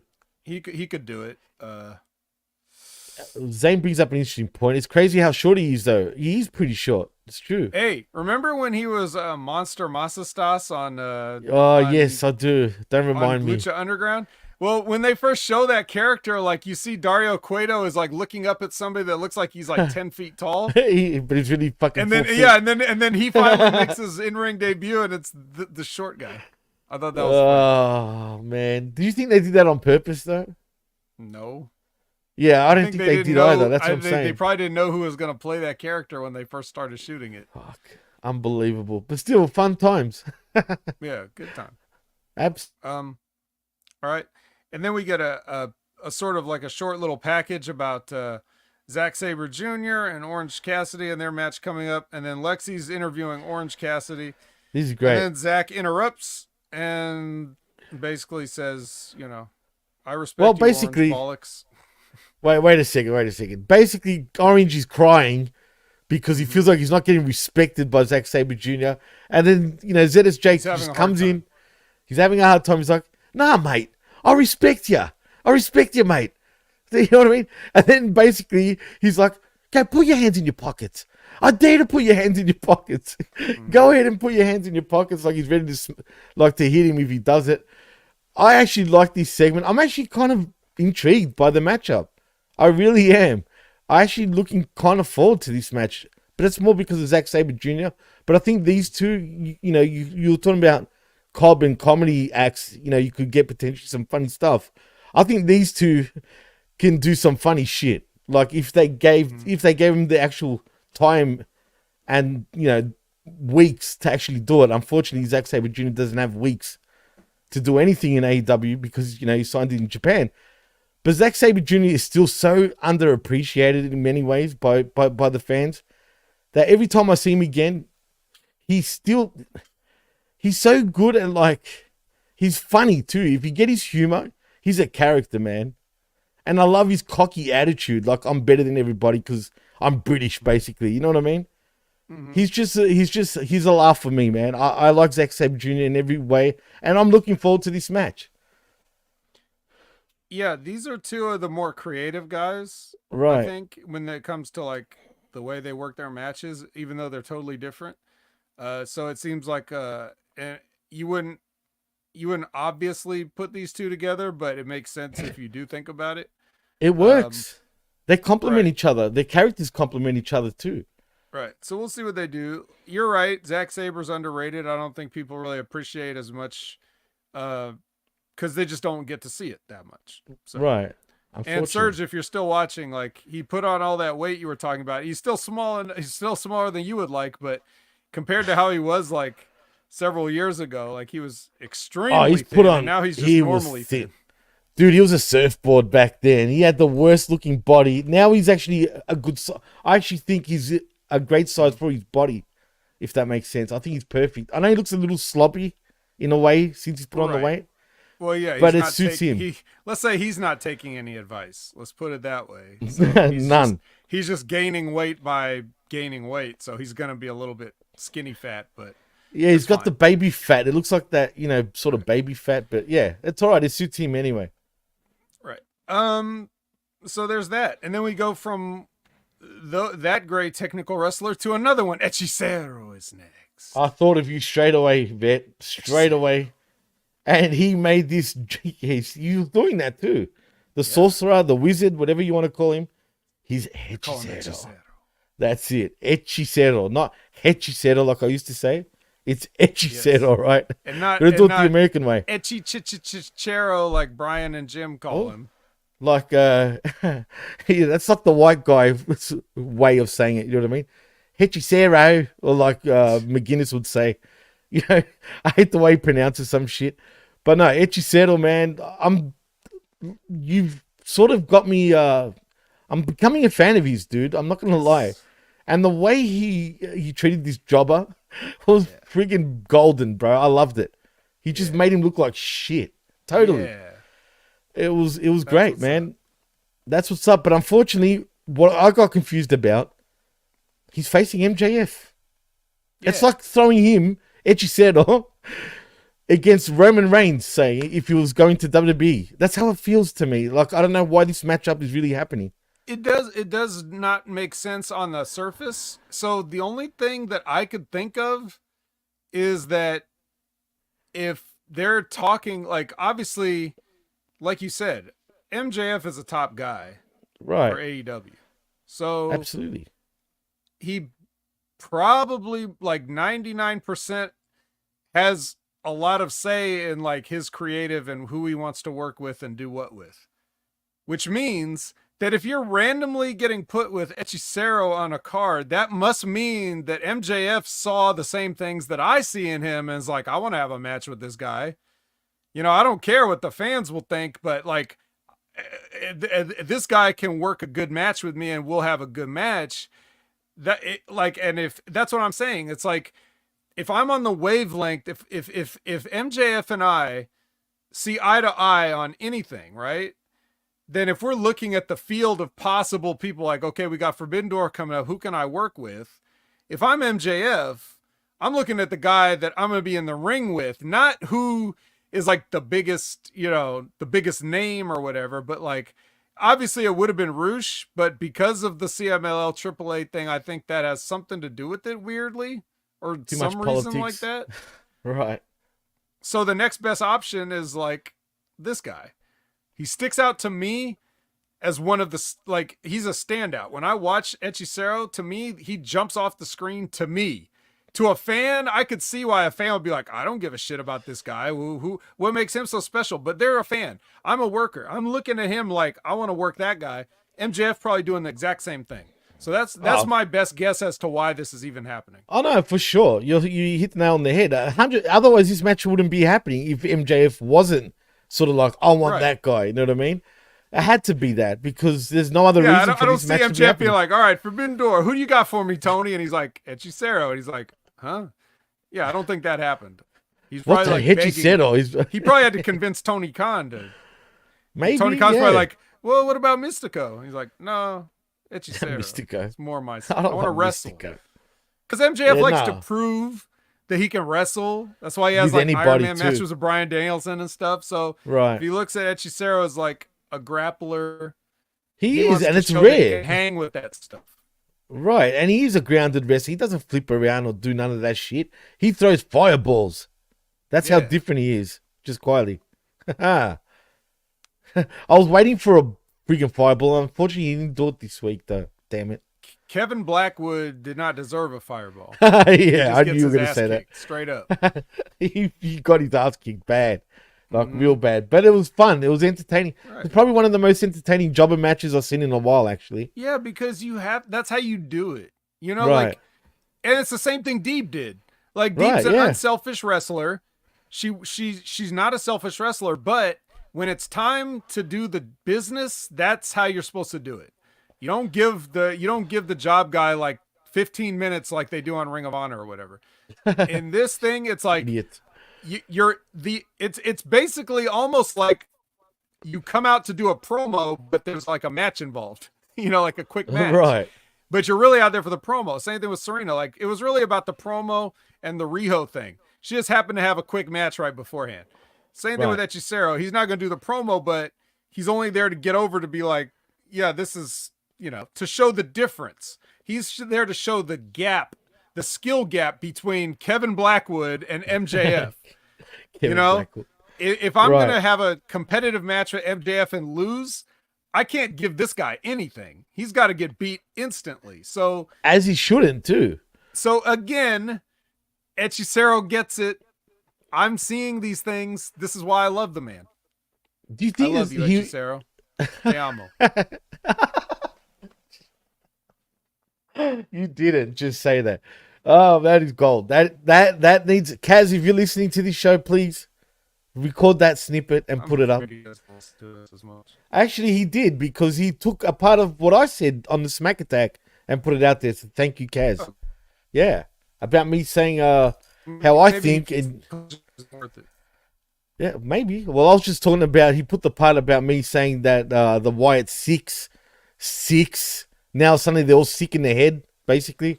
And how I feel it's a little cheesy right now for me. But anyway, that's for something else. And you essentially were saying the same thing last week on the Collision, and I told you that we both were on the same wavelength when it came to that. But anyway, yeah, so thank you, Kaz. But put that part. You have to cut out this bit because it was well put, man. HMG Saturday. You saying I love you in Spanish is just golden, bro. That was too good. Anyway. Oh, well, speaking of favorites, so Lexi's back there with the patriarchy, and I was getting ready to fast forward this, but then who showed up but the Bang Bang Gang? And for once, the Guns didn't say anything. Jay White just came in to show why he's a switchblade, because he just cut these idiots up in a promo. Now, this is the Jay White we've been waiting to see. He did cut him up. 100%. This is old school Jay White. Destroyed him. But is he a shaman now? Is that what's going on? What is he, the shaman Jay White? This is the new, like, what's with the robe? Or not the robe, it's not a robe. I don't even know what it is. Yeah, that's what I'm asking. Is he a shaman now? Or like, what's going on here? No, he's shamans have got sticks. He's got a cool kimono. It's funny. I know he's wore it before in Japan too. I've seen him wear it. But it just looks funnier now. I have seen him wear it. He has wore it before. He's just relaxing. He's relaxing backstage. Chilling out, maxing, relaxing, all cool. You know. Oh, he was cool, man. He destroyed him, especially what he said about fucking the mother. His I mom forgot her name already. While she was pregnant with yeah. Nick. Even Christian was like, hey. Do you know what I mean? And of course, the stupid dinosaur. I mean, he's a stupid dinosaur. What else can we say? With PhDs, apparently, and he's still dumb. Right. You know what I mean? So, yeah, no, Jay White, this killed it. But you know what was even better, though, Vet? Did you look at the reactions of Juice Robinson and the Guns? That he popped them, dude. When he said what he said, it's like they didn't know he was going to say that, and he said it. The smile on all their faces just made me love it even more, man. It's like he popped them so well. Even Christian wanted to laugh for a split second, but didn't react. And he's like, those guys are like the perfect background lackeys. Oh, perfect. Because they will react, like, even if they did know it's coming, they're still going to react like that. You know, right. They're all little shits. They're all like little shits, literally. They're the perfect group, dude. The one thing I'll give credit to whoever booked these guys together, I know Juice Robinson, other than Juice, I think the Guns were the perfect fit for this Bullet Club or Bang Bang Gang, whatever you want to call them these days. It works so well. The four of them are just awesome together, in my opinion, and it just works. Yeah. It's a little morsel of Jay, but I'll take it. I'm just glad that he was there. We got the main course on like Dynamite. He had that match with Ray Phoenix, which was good. Like, he had a good match with Ray Phoenix. He never has a bad match, dude, really. And he did exactly what he should have done, which was he knows he's going over, so he lets Ray Phoenix kick his ass and get all his shit in, and then he wins. That's what he does in every match, bro. That's his style. That's what he does, bro. Right. He's so genius. That's Jay White 101. That's how his matches go, bro. All the time. I'm so disappointed that Jim Cornette does not see this. Like, I can't believe that he's that blind. Like, you should know better. Someone just needs to sit his old ass down and give him a new pair of glasses, because he's just not getting it. He thinks Juice Robinson is the money, and all Juice Robinson is like an 80s wrestler who's yelling all the time, which is fine. He's a throwback, man, for real. But you've already seen it. Like, you've seen one Juice Robinson promo, that's it. You'll see that every time. Jay White has barely shown anything of what he's capable of on AEW compared to what he has in the past. So you can always expect something new from him that you haven't seen before. Whereas I think Juice's ceiling is high and it's good, but I think he's hit it though, dude. Right, exactly. Spot on. You've already seen it. Right, spot on. You know what? Can I ask? Way better than Nick Nemeth, Dolph Ziggler, whoever you want to say. You know, right now, even his abs are better than Dolph Ziggler's. And his girl is better too. Shout out to Sonic the Hedgehog joining us. All right, so anyway. Absolutely. Can I ask though about Cornette and Jay White for a moment before we move on? Okay. I just want to ask you: did he see him in Japan by any chance? Of course not. Oh well, there you go. Nobody did. Yeah. That's why even the he people doesn't that like claim him. that they liked him from Japan probably never watched him in Japan. They probably just saw little clips on Twitter or YouTube or some shit. Oh man, I hate. That's one thing I can't stand about wrestling fans like these days. The ones that pretend they knew all along who these guys were, but had no idea who these guys are. They're the ones who do use Google when they see somebody. At least I'll give him that. Yeah. I'll give him that. Kudos to that. But still. Yeah, but then they go too far and pretend that they've always been a fan. That's no. I hate that shit. No, don't try it now. Don't try it now. It's too late. And you can tell they get found out pretty easily too, man. But that's right. Yeah, it is what it is. All right. So, speaking of it is what it is, Daniel Garcia versus the Butcher. This match is here because they're in Buffalo, and these guys are, both of them pretty much locals. Well, especially the Garcia being from Buffalo, but also the Butcher is from New York. Not New York City, but from New York, state. So it makes sense. And they're both getting pops, man. They're both getting cheered, as a matter of fact. Yep. Too bad that it was these guys having a match. So, whatever. You already knew who was going to win. Nothing exciting happened. Daniel Garcia wins, and he actually is nice, and they sort of go off. They walk off together, he gives Butcher the the whole raise his hand and give him a hug, and then they go up the ramp together. Very nice, very heartwarming. Yada yada yada. No one gives a shit. Let's be honest. It's so fake. The crowd did, I guess. So hey, the main point that we could take away from this is Daniel Garcia was not in the main event. So that's all that matters in the end. Like, as far as my a la carte system goes, that's good enough. How I gauge it. Right. That's where he belongs. Not in the main event. So I'll even take it. Here you go. A little Daniel Garcia, a little sprinkle of Daniel Garcia flavor on the. Now that impresses me. Yeah. But can I say, Vet, man, what I don't like, and this is what takes me away from it, really, the Butcher would eat this little prick alive, bro. Really, right? In a real fight, I think, right? Like, does it look believable? But he also kind of looks like an old man, so I don't know. That's true too, and he kind of is a little bit out of shape, you could say, but in good enough shape for what he is. But still, Garcia's too small, dude. He's got no legs. He's got no arms. No chest. I just can't. No, definitely no chest. I can't take him seriously beating guys like this just by size, not by status or, who's above who on the card. You know what I mean? We got to bring in Dijak for him to go over on now. Oh, my God. That I'd be cool with, though. Because that's how much I rate Dijak. I just don't rate him at all. But, yeah, don't be surprised. Expect him in AEW. Seriously. It'll be the biggest signing of 2020. Imagine he says that. Expect me. Expect me. It sounds familiar, but I can't put my finger on it right now. Oh, it was David Finlay. That's who it was. How is David Finlay? I'm sorry I brought it up. Lexi is with Will Ospreay, and here comes the Don Callis family, and he's like everybody does. They says, I got to do it on my own. I can do this on my own. I don't need your guys' help. And then who is this person that comes in at the end? Was that Roosh? It was Roosh. He rushed in and pointed, pretty much. He didn't say anything, if I remember. Yep. Well, Don Callis. Okay, so after his match with MJF, he was in the locker room, and Don Callis came to see him, but then the camera went off because it's wrestling, and no one would ever think to continue filming something that might be interesting. So they just left it there. So now we didn't know what happened there, but now Roosh is coming back like, oh, now what is Roosh going to do? Even though he says anything, and now the camera goes off. So intrigue. Oh, suspense. It's very suspenseful. I mean, it's just so piss weak, though, the way they do things. Still, it's not good enough. But we'll see. It's a wrestling problem.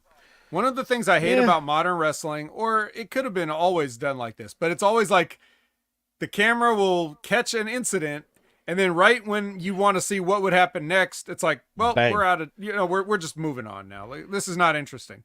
I've actually seen them there've been a backstage fight in NXT, and they'll just like the fight is still going on. It hasn't even got broken up yet. And they'll just go back to the desk, and Vic Joseph and Booker T hey, so we got some matches coming up later. It's like, excuse me, there's a fight going on. Like, why did you cut away from that? I don't need to hear what you guys have to say. You need to break this fight up. Dude, have you noticed too in WWE, just quickly, I just wanted to, it is corny. whoever's doing production now in WWE, particularly, like after watching SmackDown, I noticed that every time something was about to happen, like a good spot, the cameras were cutting away, dude. Like they keep missing spots, which I will say that Bucktooth Dunn would never really like fuck that up. You know what I mean? He would have cut 10 times in the same spot too, though. That's true. That's more of a later thing though with him. He never used to be that bad, but he went really bad. And the camera shakes too. I don't know what was up with that, but whoever's doing it now is missing a lot of spots, dude. And it's kind of annoys me. They gotta learn. They gotta learn. Right. But like, so yeah, for every good thing, there's like some bad thing. So it's just, you can never have 100% everything going perfect, apparently. No, but it's noticeable though. Too much to, yeah. I mean, they do a lot of interesting stuff, but some of it's too much. Some of it's not enough. Like, everybody's got their own stuff they got to work on. Every single wrestling company that I watch, that I cover, just like, they've all got their pluses and minuses. And I really wish somebody could just fucking get it together so I could just relax and enjoy it without my producer brain going off and being like, why is this happening? Why is it? I just want somebody to make a show that I can just sit back and enjoy. And I can't be a fan. I have to be a wrestler. I have to be a producer. I have to be a writer. I have to be all these things as I'm watching it, because they keep annoying, fucking right? it up. Well, can I ask, actually, that's a good question now I want to ask you. If you weren't doing podcasts, for example, right? Mm-hmm. Do you think you'd look at it as objectively as you still do right now, for example? Bro, I didn't even know. I'll put it to you this way. 20-some years ago, when I originally was like, fuck, I can't watch this shit anymore. I got to go do something myself. When I did the Thanos, grabbing the gauntlet, like, fine, I'll do it myself back in like 2003 or 4 or whatever it was. Like, that's a how I felt 21-year-old vet back then? Yeah, that's how I felt then, and I didn't even know anything then. I was just a mark, right? You know, it's true, man. It's true. It's weird. So I already felt like it was bad that long ago. Now I never could have imagined it would get this bad. But then, yeah, now I know all this extra stuff that I was taught. So it's just a weird, yeah, I don't know. And even back then, you would have thought you knew everything back then. Yeah, that's I thought funny. I knew, just like every fan does, and then you realize you actually know nothing, and then all this other stuff. So I got re-educated. I did my best to learn. I still didn't learn. I don't know everything, but like I learned quite a bit. And now when I look at these things, yeah, I can never.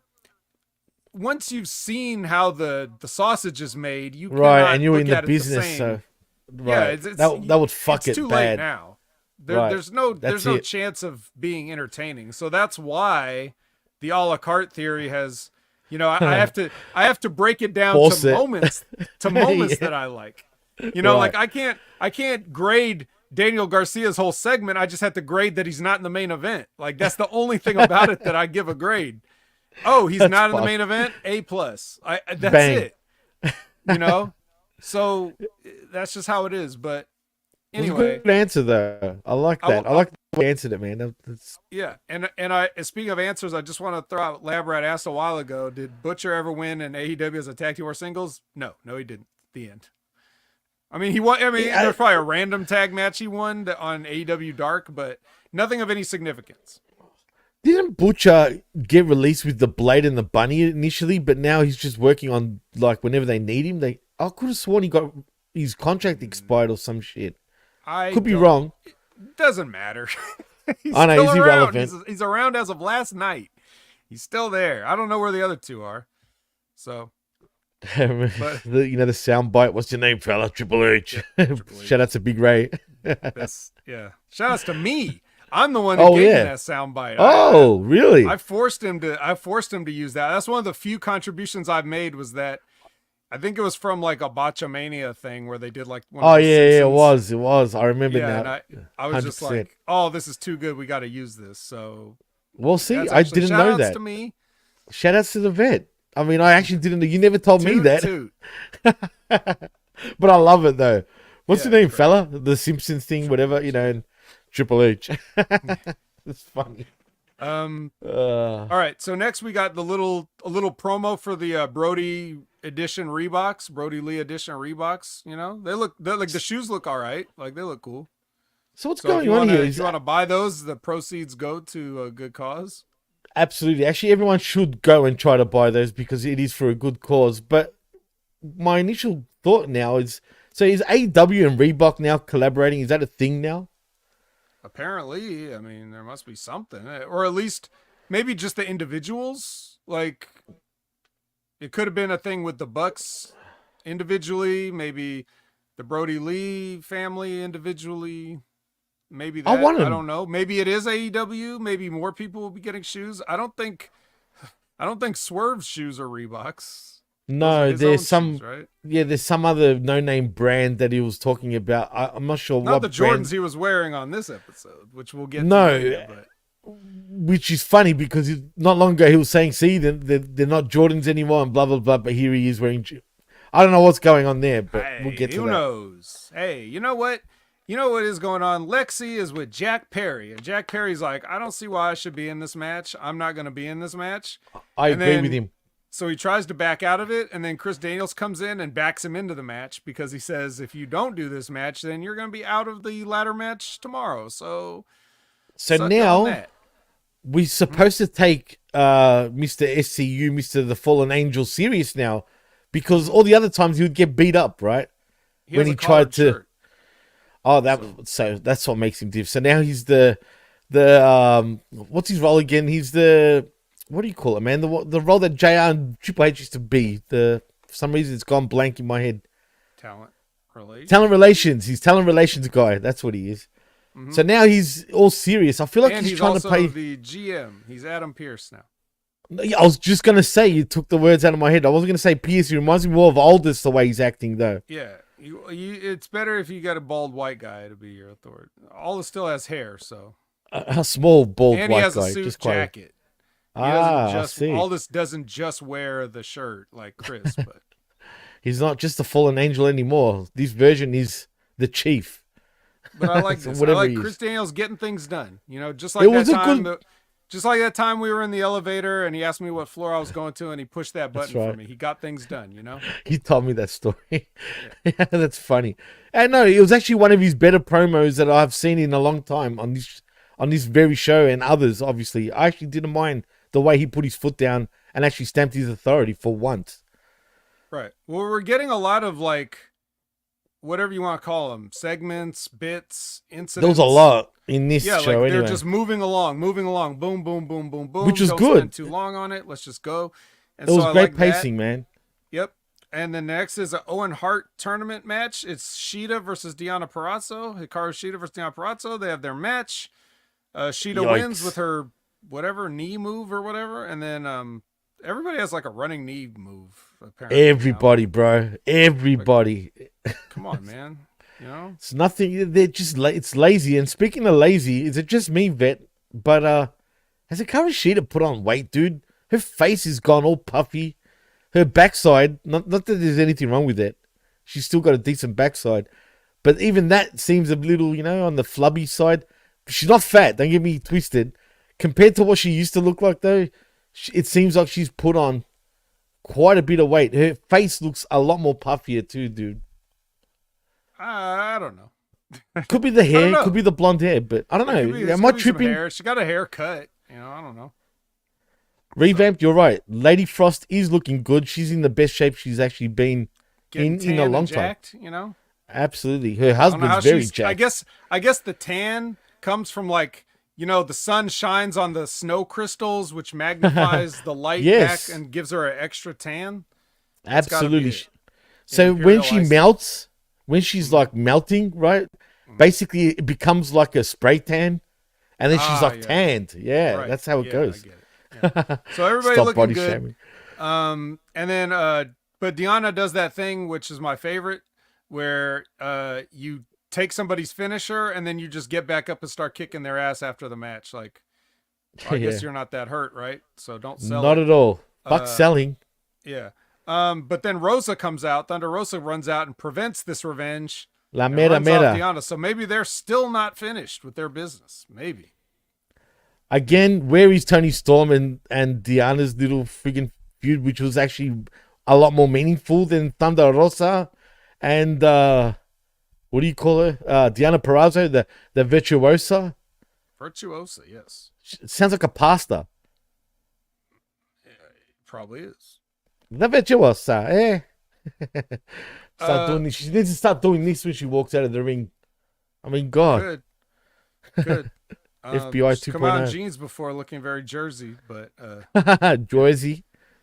Joyzy. Jeff Jarrett, another promo of Jeff Jarrett. I don't know if this is a new one or if it's just more footage from the other one. It was apparently last there's week. like a 9-minute full version of that thing that we saw last week, but I I haven't saw watched that. it yet. It's on YouTube, but I haven't watched it yet either. I was about to click on it, and I'm like, nah. 9 minutes. 9 minutes, yeah. I was like, nah, That's like I 3 like the collision promo. segments. Yeah, well, this week, yeah, for sure. Yeah. Well, here's where Tony is. She does a promo. It's like a promo. It's like her backstage doing a promo, like a speech or whatever. So Right. did you like it? She reminded me of the old Chelsea Green hot mess type of character, dude. It's starting to like really show. She's really starting to remind me of that with the smudged lipstick and whatnot. So no, I didn't like it because again, I know a lot of people love this Tony Storm stuff, but I'm going to say it again. I'm going to ask this question again. Do people love it that much because everything else sucks pretty much that she stands out? Because I think whatever she's doing right now is kind of overrated at this point. Sure, it was good at first. I feel like it's played out now, Vet, for me. Well, it's not going to change anytime soon. Like, if It you doesn't think it's look played it. out already, it's just going to seem worse and worse the longer it goes on for you. But I guess if you're loving it, maybe it's the best. I don't know. It depends. I guess your mileage may vary. Your menu may have different. Maybe you order a Tony Storm, maybe you don't. I guess it's up to you. But I'm just I'll over take it the now. Tony Storm match, but the gimmick, Oh, yeah. I could leave. Absolutely. No, I agree with that. That part, absolutely. It's nothing against her in-ring ability. I'm a big fan of Tony Storm's. I just think right now she's running out of ideas, in my opinion. Yeah. Well, the chat can let us know what they think about Tony Storm's promo last night. But now it's time for the actual main event. It's the trios match, Jimmy's favorite. The only way you can end an episode of Collision with the trios or perhaps a quattros. The only way, because that's standard now for this show, unfortunately. So we got Dante Martin, we got Leo Rush, and we got Mark Briscoe, the Ring of Honor champion, against Konosuke Takeshita, the Scapegoat Jack Perry, and El Phantasmo, my favorite. I'm a fan of Phantasmo. I love no, really. Phantasmo. I love We are so Phantasmo as blessed. well. I haven't seen Phantasmo in a short while, man. I was actually pleasantly happy to see him come out. It's a shame he doesn't use his old theme anymore, though. Yeah, You know, this the new one old is bwah, really, bwah. really, I do not like it at all. I hate it. But It's not him, bro. it's not, but whatever. We'll just have to take what we could get. Don Callis comes out for commentary. The story of this match is that, Jungle Jack is going to pick his spots because he never wanted to be in the match in the first place. So he's never going to tag in. But then every time his team is about to lose, he's going to make a save. So he'll keep the match going, but he doesn't want to do anything himself. Obviously, he's going to get, somebody's going to catch him and his own partners are going to get, they're going to kind of get mad at him and all this other stuff's going to happen. He'll get his eventually, but overly stays out of the match for the most part. Then Takeshita hits, hey, guess what? Another running knee thing to Dante Another Martin. running. Yep. Because of all the moves that Takeshita does, his finish has to be a knee, right? Not the crazy spinning power bomb or not any of the other stuff he does, but just this knee. Well, you know what's funny? Do they not watch each other's matches or some shit? Do they not I guess not. pay attention? Clearly. Because what is the Japanese obsession? people don't even talk to each other. Clearly. Shida and Takeshita are not on speaking terms. They're going to use the same finish without even knowing it. God, man. Maybe they think we're on Collision. No one's watching. Let's just all do the same move. I have no idea, man. It's bizarre, dude. I don't know, but for me, I always was kind of aware of what other people were doing. So I didn't want to repeat anything. As you That's should just be. me, but maybe it's different for them. Who knows? That's called laziness with them, dude. They've got no excuse. And someone like the agents, look, you can even blame the agents for this, possibly, because there's no communication going on properly over here. Clearly, there clearly isn't. If you got a run sheet, you're not going to write down every little spot in the match per se, of course but not. you're Right. going to have the finish usually, so that people know. So anybody should just be able to go to the run sheet and look at the list of finishes, and then if they see that you're doing the same thing as somebody else is, maybe you could change it if you look. But maybe nobody looked, or maybe their knees are just a little different. Maybe. Doesn't matter. Could be. Point is, none of this really mattered. This was just all the guys that are going to be in the ladder match on a random 6-man, So it wasn't even that long, to be honest. For not that long. It was a good length of time because the actual end of the show wasn't the match. So it was like, they did their match. Mark Briscoe was in it. He made comebacks and did, redneck kung fu. El Phantasmo was in the match. He did good selling and, athletic stuff. And then after the match is over, they all start fighting over that TNT belt until Mark climbs up the ladder and jumps on everyone who's outside the ring. And, there you go. Mark Briscoe doing Mark Briscoe things, man. That's what this was. You know what I mean? Get your ass out of here, Jack Perry. Don't tell me you didn't see that, Jack dude. Perry. When you did that promo. Jack Perry. Oh, my God, it was so good. Yeah, on Dynamite, it's like they just give, like Renee just gives the mic to Mark Briscoe and he cuts the best promo in the world every single week on Dynamite. So that was one where it was like they were doing this and then like in the middle of his promo, Jack Perry walked in front of the camera and everybody stared at him for a second. That's funny. And the crowd booed and they're all booing and Mark Briscoe looks at him and he's just like, "Get your ass out of here, Jack Perry." I didn't see it, but it sounds funny, man. It's great. For sure. It's the best. Mark Briscoe's the best. And El Phantasmo's the second best. So I was excited with this main event. Love Phantasmo, man. Like I said, I've always been a fan of his, even though he reminds me of a modern day X-Pac in many ways. Especially the older. Like X-Pac. No, I'm talking about his style. His style, the way he wrestles. At all. Nope. Never. Well, I don't know. For me, it kind of reminded me of that, man. Especially the older version. Not now, not the current version. I'm talking about the previous Phantasmo with the Bullet Club Phantasmo, where he was always over, like, zealous, dude. He was always, like, doing the crotch fucking chopping. I don't know. It just reminded me of X-Pac, man. Not sure why. Yeah, that's why. It's probably just because they're always, like, shaking and gyrating. Yeah, you know what I mean? He's Other always than that, no similarity whatsoever.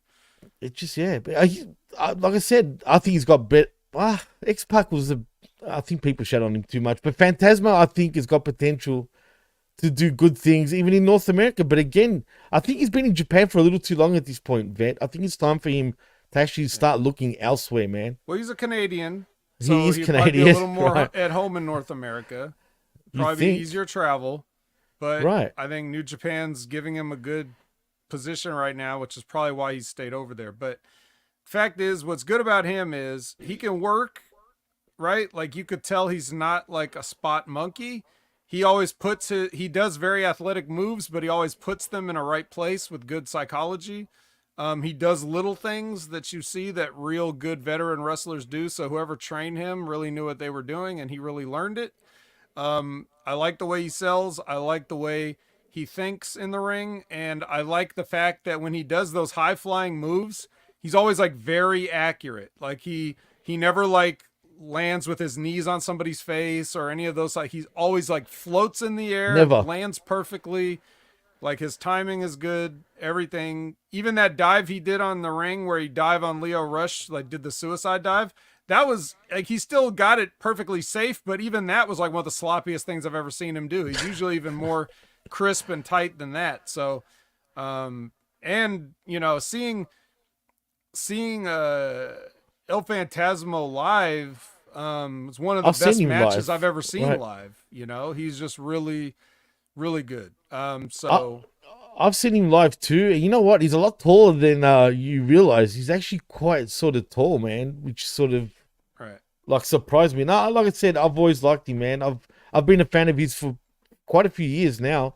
But I just think it's time for him to move on, man, and just he's kind of, I feel like he's stuck a little bit. Like, You know what I mean? We saw a lot of guys tonight on this one episode of Collision that I'm sure we could look at, and we could take a lot of these guys and we could look at the AEW roster and be like, all right, I'm replacing you with this guy. I'm replacing you with this guy. They're a better version of you. Dude, are you kidding me? But, oh my God. You know, it's not gonna happen, but it's fine. All right, let's talk about the actual ending of the show. Prince Nana is gonna moderate this weigh-in between this is retarded already, bro. Will Ospreay and Swerve Strickland.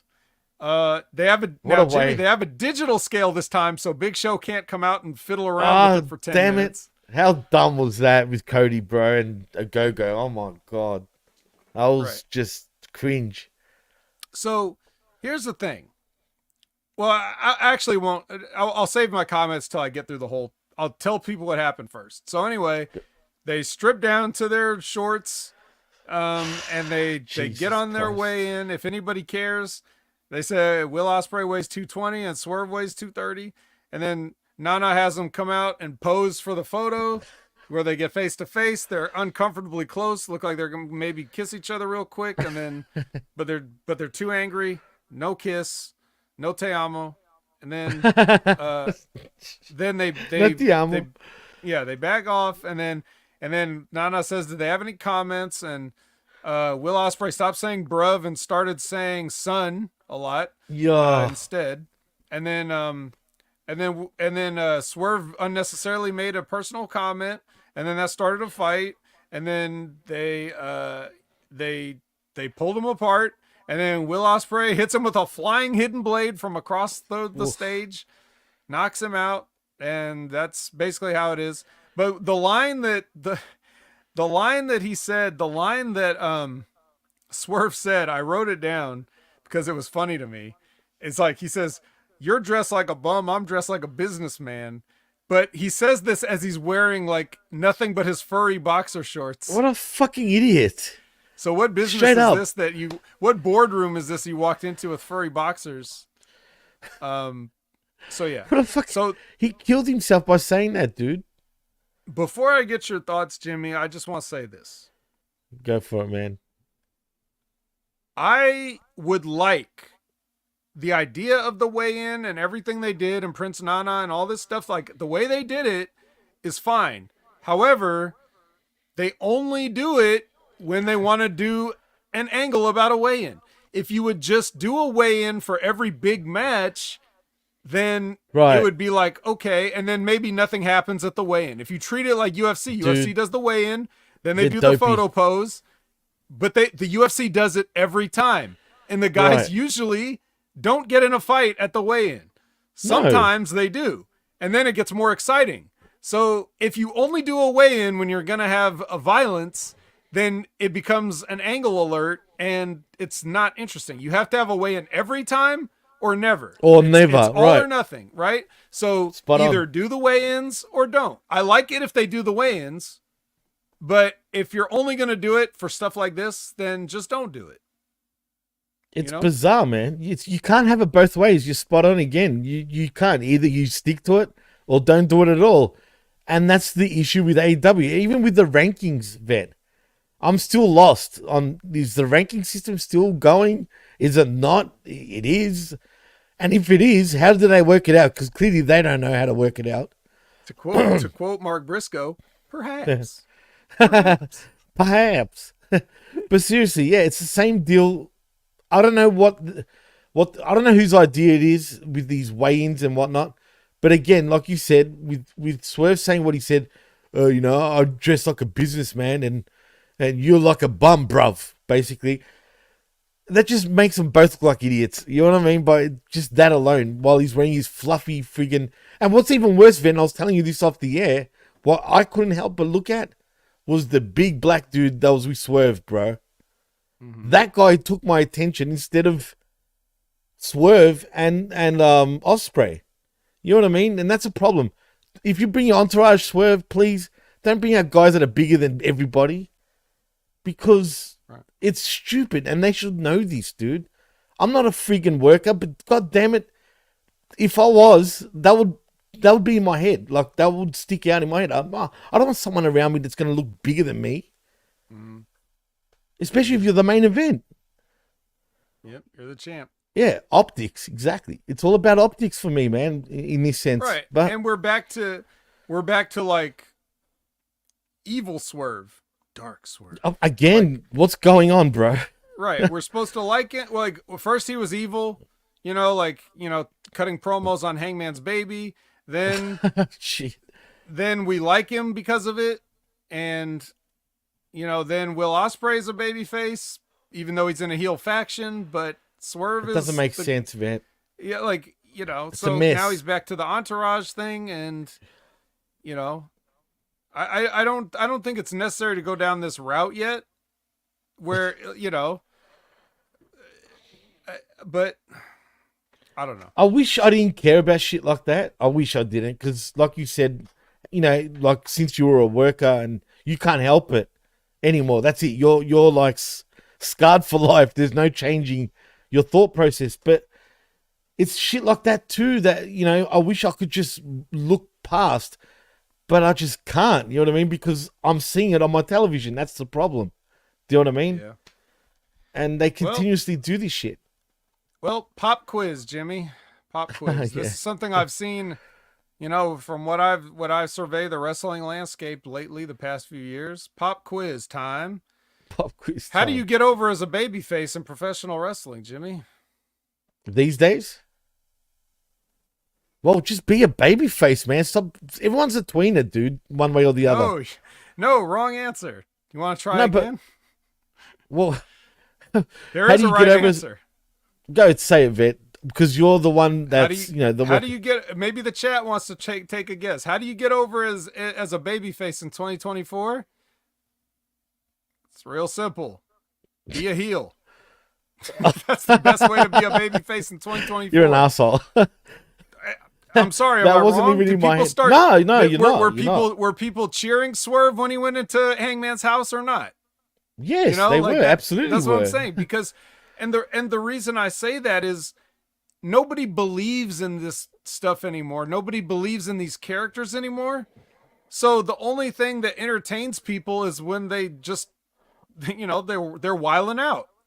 If you're cutting crazy promos like MJF, or if you're doing home invasions like Swerve Strickland, people are just like, that's entertaining. I like it. They're not looking at the people. They're looking at what's entertaining. So That's cool Yeah. and all, but that's how people get over. If you're not going to take this wrestling business seriously, if you're just going to do a bunch of phony bullshit, then the way to get over as a babyface in 2024 is be a heel.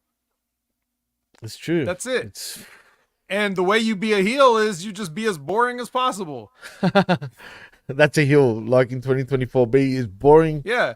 As Try to be a white meat babyface in 2024. You're a heel now. Well, Ooh, that's their fault, he's dude. boring. But that's on them. They caused this. They're the ones that made this. I'm not saying just them. It's all of wrestling when I say this, right? I'm not just talking about AEW. No. The whole wrestling landscape is at fault for making this shit happen. You know what I mean? I don't know how. Sorry, continue. What are these people on SmackDown chanting "We want Roman" for? I know, dude. He spent this whole time like cheating to keep his It's title and stupid, running away from bro. I Cody know. and all this stuff.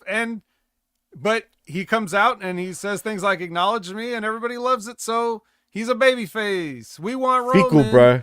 It's called We want it's called Roman. fickle. Yeah, I know. Yeah, It's heel. it's dumb. It's dumb, bro. It's stupid. It's ruined pro wrestling in many ways also. You know what I mean? So now you just got to go. Like, you just can't care about that shit anymore. Like, for real. Otherwise, you're I just going to blame get Kevin upset. Nash and Scott Hall. That's no, really, but that's actually, you know what, dude? You're right. The NWO was the beginning of that shit. Straight up, that was the beginning of the heels being so cool that they were baby faces essentially. I mean, come on, remember the survey time? Mm-hmm. Who came here to see WCW? Everyone would be booing, and then when he says, "Who came here to see the NWO?" It's one more for the good guys. And what's sad is that Scott Hall knows better. Really, he knows this, but he still went along with it. You know what I mean? Yeah, That's he being a didn't mark care for anymore. He yourself was in a just way, getting bro. payday at that point. He was being a payday mark for himself. Come on. Yep. And then you got guys like, Dwayne Johnson, the Rocky Maivia, that don't get over. You know what gets over? Telling everybody that you all love him and he's the people's champion and everybody loves The Rock and yada, yada, yada. And everybody's like, you know what? I do love The Rock now. Yeah. Be a babyface, I hate you. Be a heel, I love you. Well, It's you Steve saw Austin. He hates everybody and beats everybody up and drinks beer and he was a heel. babyface. He was a fucking heel, bro. Like he was. He really was. And then it flipped. Those late 90s, Monday Night War period is what flipped the script, dude. And that's what we got today. And heels. Yeah, 96. 1996, bro. Straight up. You're right. That was the change. And at the time, it felt fresh, though, even though it was the wrong thing. But at the time, it just felt different. And I guess everyone was into it. But in many ways, that Monday Night War period ruined pro wrestling in so many different ways that we're feeling it really now more than ever, dude. They won't admit that. If someone said that to Nash, for example, he would shit all over you because you'll be in denial about it. But the sad truth is... Yeah, Kevin Nash is going to wave his bank account in your face. So yeah, obviously exactly. He's right?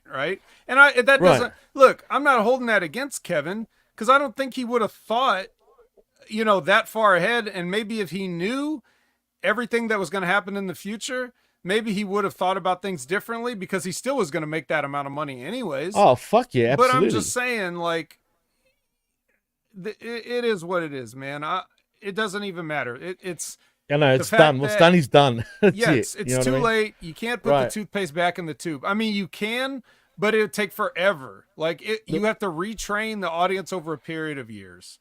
Yep. And you're right. That's it. So... The sad but so true. If you want to be a babyface in 2024, be a heel. If you want to be a heel and get people to boo you, then try to be a good, upstanding citizen that plays by the rules, and everybody's gonna boo the shit out of you because you're boring. Be Rocky Maivia all over again. That real white meat baby face, as white meat as you can get, man. That's your heel in 2024. Oh well, shit happens. That's why I'm surprised that Cody is the only sort of one, even though he's got heel tendencies in many ways, dude. Maybe I'm seeing things, but there's little things that he does that reminds me of like being a heel. But Cody is the real exception at the moment, if you want to call it that, because for whatever reason, the fans have stuck by him. The WWE fan base has anyway. But even that, soon it's going to get old. And, it's going to switch again. But we'll see. But you're right. There's no fixing this. And if you were to fix it, it's going to take way too long, man. No one's got time to sit there and... Yeah, I mean, they have the time and they can do it. I just don't know if they want to. That's all. Do you think they think about it though? Like they should. Surely they talk about this shit, bro. I don't know, but I guess it just depends on the individual. What do they want for that person? Like they have to figure out. Okay, I got this person under contract. Do I see them as? If it was me, okay, let's short tangent. Okay. If I'm in charge and I've got a talent, okay, whoever that is, just throw a name at me. Whoever, Jimmy, just throw a name. Any era? No, just right now, today. Somebody. Okay, right now, let's say Hangman, for example. Okay, Hangman.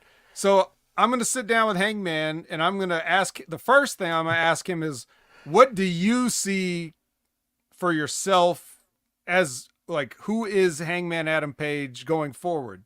Like, what do you want out of your, like, where are you trying to go?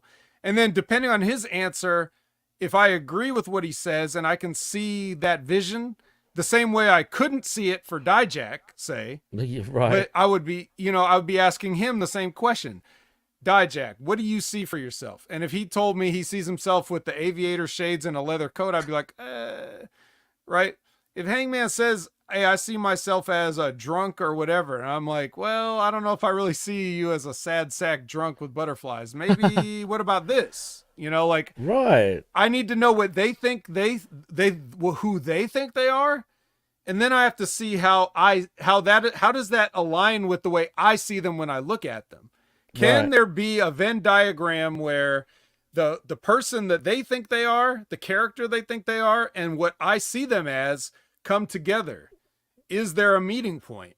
And then we try to get there. And then we could figure out, okay, does this person a heel or a baby face? Like, should the people be behind you or should they be against you? And I'm not going to turn you just to turn you. I'm going to stick with you and make it work. Right. Yep. We have to know how to get the people behind you. Got to toughen it out. You got to toughen it out, man. Because that's what no one does anymore. Yeah, you got to figure it out, because that's what Vince McMahon did so wrong for so many years, is he just has a vision and tells you that's what you're going to do regardless. Right. And some of those things worked and some of them didn't. But I think you need to have somewhat of a collaborative process so that it's easier to get where you want to go with everybody, because then each person is going to be bringing in a revenue stream. This is your merchandise. It's about making money, right? Yeah, that's this what is your merchandise. Is, right? Do the kids want to buy your action figure? Do they want to play as you in the video game? Do they want to meet you at the meet and greet? Do they want to get your autograph? Do they want you to come do their fundraiser? What kind of a character are we working with here? What are you going to be for them? And that makes the company money. That makes you money. Everybody wins when you do it that way. So you have to figure these kind of things out. That's how I would do it. And it's simple, that's dude. Not important it's a simple to them, solution, right? Yeah, but you see guys like Cody are like, he's very invested in who he wants to be. So it's very obvious where they go, and what he's doing right now is working. So and credit to them for that. That's why, because they see it, he sees it, they're on the same page, and they're going with it. It's not going to work for this thing with Swerve. Like, Swerve's got all the potential, but the way they're doing it right now is half-ass. Either he's not speaking up, or he's speaking up too much, and this is I don't know whose fault this is, but I think it's just weird how he's just going back and forth with his gimmick. It's inconsistent, and I don't know how I'm supposed to feel. And then the thing is, like, he seems like, when you listen to him on podcasts and whatnot, he seems to be the type of guy that's self-aware and is the type to speak up, right? But I get the feeling he's not even speaking up. He's just grateful that he's champion still, like right now. And if he is, like you said, maybe speaking up too much, and this is what he's eating shit now, even though he's the champ, because they're not pushing him as the guy. I'm sorry, they're just not. I don't look at him as the guy. If anything, he's gone backwards since he's become champion, Vet. He truly has, dude. I'm not as invested in him as I was for years before that. You know what I mean? I've always been a fan of Swerve, even during his independent days. Do you know what I'm saying? I just don't understand, like, what's happening, particularly in that company, in AEW. I don't know. I don't know anymore. I really don't, bro. I remember seeing the Swerve Strickland and MLW as the champion coming out to Ain't Nobody by Shaka Khan. Bro, how good is that, dude? That entrance alone and that's where I'm like, awesome. Okay, I see this. I see that this love kill that shot guy. I see this. I can see Hell this guy. Yeah, bro. I love that entrance, bro. That's legendary to me for him. And you know what I mean? Current Swerve seems like an evolution, but it's not all the way there. Dude. Nope. It's not all the way there right now. It's not. He was oozing charisma, dude, with his entrance with that song, bro. He'd come out like, dancing sort of thing, like, that bam bam bam and then you know what I mean? I love it, bro. That's what got me into him, like, for real, man. And Tony's got money. He's also doing a weird thing where he's like putting makeup on to make it look like he's got bags under his eyes, like he's not sleeping, like he's getting corrupted, like he's some kind of anime villain or something. Like, thank you for bringing that up, because I thought I was tripping. I was saying to D, I go, "What's up with his eyes?" Yeah, and D's like, "He's wearing makeup," and I'm like, "No, he's not. No, it can't be." And then, his purple Swerve. Yeah, no, he's got to stop that shit. Stop doing that shit, please.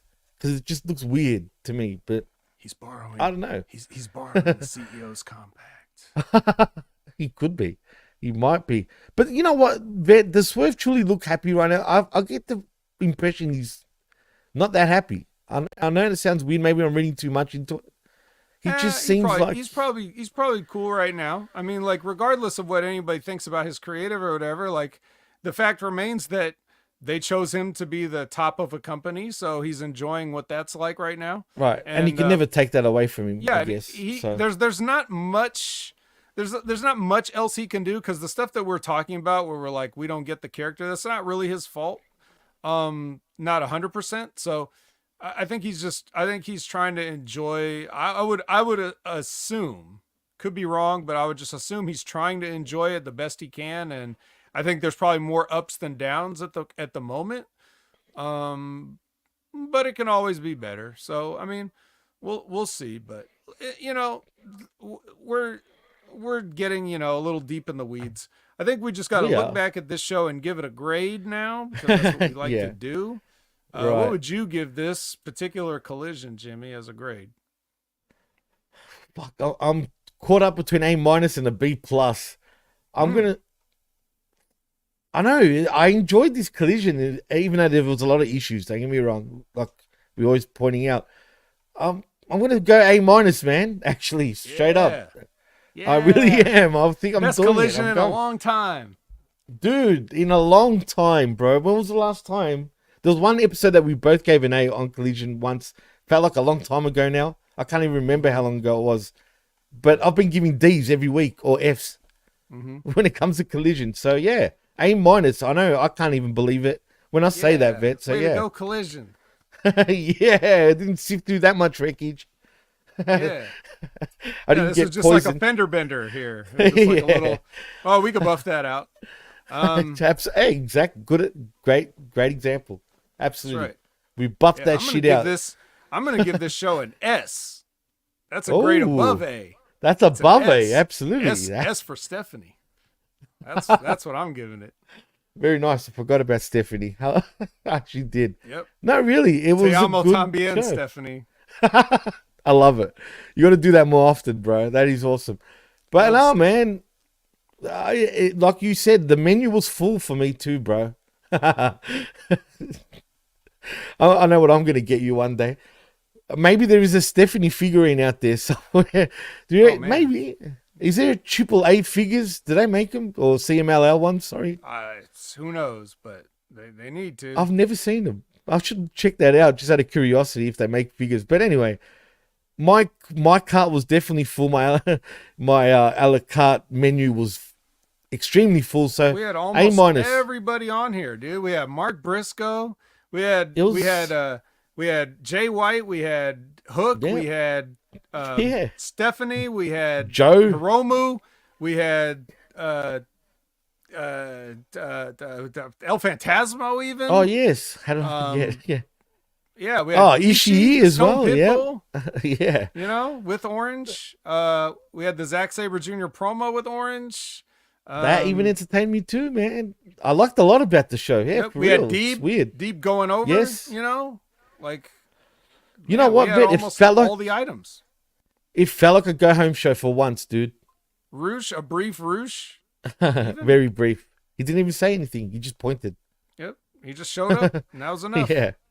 A little garnish, a little Roosh garnish. Was he wearing the bull mask? I can't remember. I think he was, wasn't he? No? Okay. I don't know why.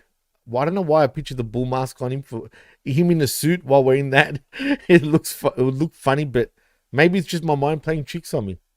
I think the only person really missing was MJF. He wasn't on it, but he doesn't do collision, bro. It seems he just doesn't want to be on the show. Well, he did. Remember that one time? Once. He had a match with Kenny Omega on Collision before. Oh yeah, that was the only time, bro. He's done more appearances on Rampage. He'll do what he's told. Damn it! If you tell MJF to get on there and cut a promo on Hechicero, we had Hechicero. I didn't mention him. Shit. How do I leave him out? My favorite. No, I forgot too. Look, it had a lot of things. There was a lot of things. There was something for everybody on this show, 100%, man.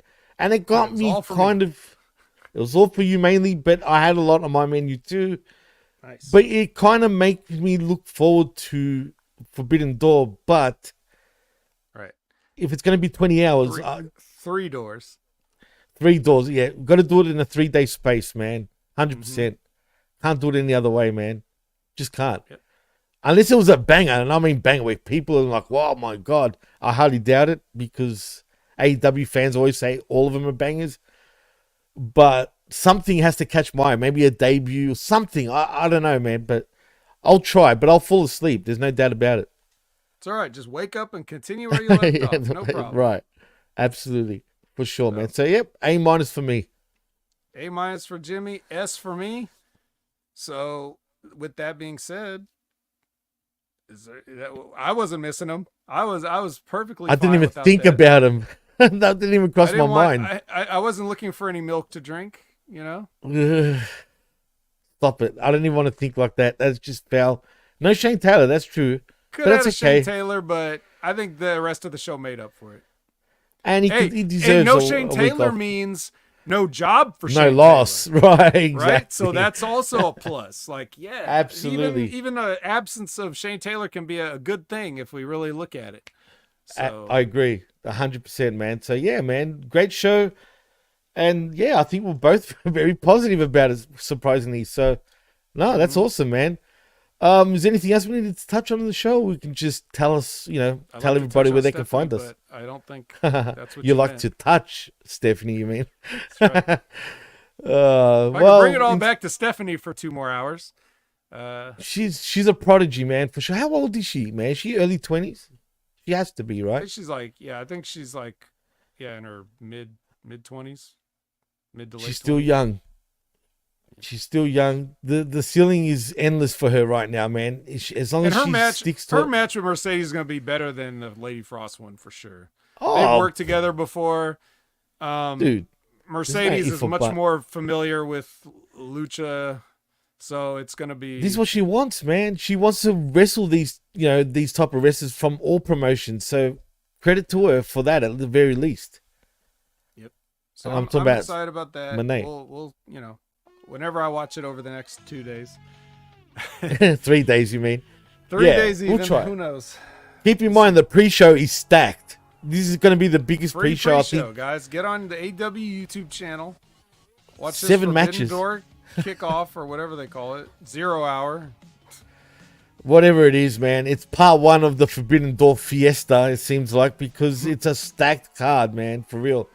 So that's cool, but again, 10 hours? I don't know, man. And then the press conference goes for another 3 hours. So they're not leaving the building for a good fucking till 2 a.m. probably, dude. So, yeah, we'll see. I was happy with Collision, though, for sure, man, which I'm never happy with. So, I'm in a good mood. It was better than SmackDown. Heck, I'll say that. For real. That's right. And that's rare. And they beat up Paul Heyman on SmackDown. Look, actually, John gave a good analogy about SmackDown. He said it was like a U. It was good at the start. It was good at the end. Everything in between was actually just pointless, really, and didn't matter. I actually agreed with that. That was a good analogy by him. So shout out to you, John, for saying that. Shout out. That's all that mattered. Absolutely. But this show, the pacing, someone else was booking this shit. I don't know who. I don't know if we'll CM Punk still booking it again from WWE. I'm telling you, bro, like the pacing, everything was organized for once, which is extremely rare Forbidden to say Door that. was every weekend. Could be that. It could be the Forbidden Collision that we might not get ever again, until next year. If they keep advertising Forbidden Door and doing a go home show, but then they have to keep postponing Forbidden Door, so we never actually get Forbidden Door, but we keep getting go home shows, then maybe Collision will get on the right track. Yeah, man. I mean, something was. Yeah, it could be the Forbidden Door. Whatever it is, it's they're on the right path. But you and I both know, Vet. Come next week, there's going to be that lull period where it's just we're going to be flat once again. I hope I'm wrong. I hope I'm very wrong. But I don't have faith. But we'll see. It's going to be hard to top this week, but extremely hard, man. Especially once all the Japanese wrestlers, go back to Japan. But they will make appearances. Generally, after Forbidden Door, they're there for another week on the shows, and then they leave. AEW. Yeah, whatever the case, man. So yeah, I'm looking forward to it, man. Let's not make our show as long as Forbidden Door. Let's get the people out of here and back to let's stop rubbernecking at this Collision. Get back to your weekend. Yeah. And, I'll tell the people where they can find me. Let's start with go ahead, man. At Opinion Haver everywhere. If you want to see me talk about, let's say TNA, that's Monday night, 6:30 p.m. Pacific, 9:30 p.m. Eastern for the Impact Attack with Brandon. We're going to break down some TNA, talk about that and everything going on there. If you want to hear me talk about NXT, which is relevant because they're crossing over with Impact quite a bit, so you never know who's going to walk through that forbidden door, then that's Next Level Wrestling Review with Big Ray Hernandez every Wednesday at 8 a.m. Pacific, 11 a.m. Eastern. Thanks, Jimmy, for filling in this past Wednesday. Oh, yeah, I forgot. We had a fun time talking about that and everything. Absolutely.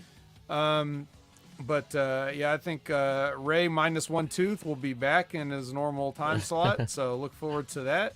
If you want to check out a live Q&A every Friday at 8 a.m. Pacific, 11 a.m. Eastern, who better than Rip Rogers to ask a question? He'll answer all your questions or none of your questions or whatever questions he wants to answer at those times, and you just never know. It's a fun hour of hilarity and knowledge that you can see. So be a part of that show, and you just subscribe and like and share and bell and everything.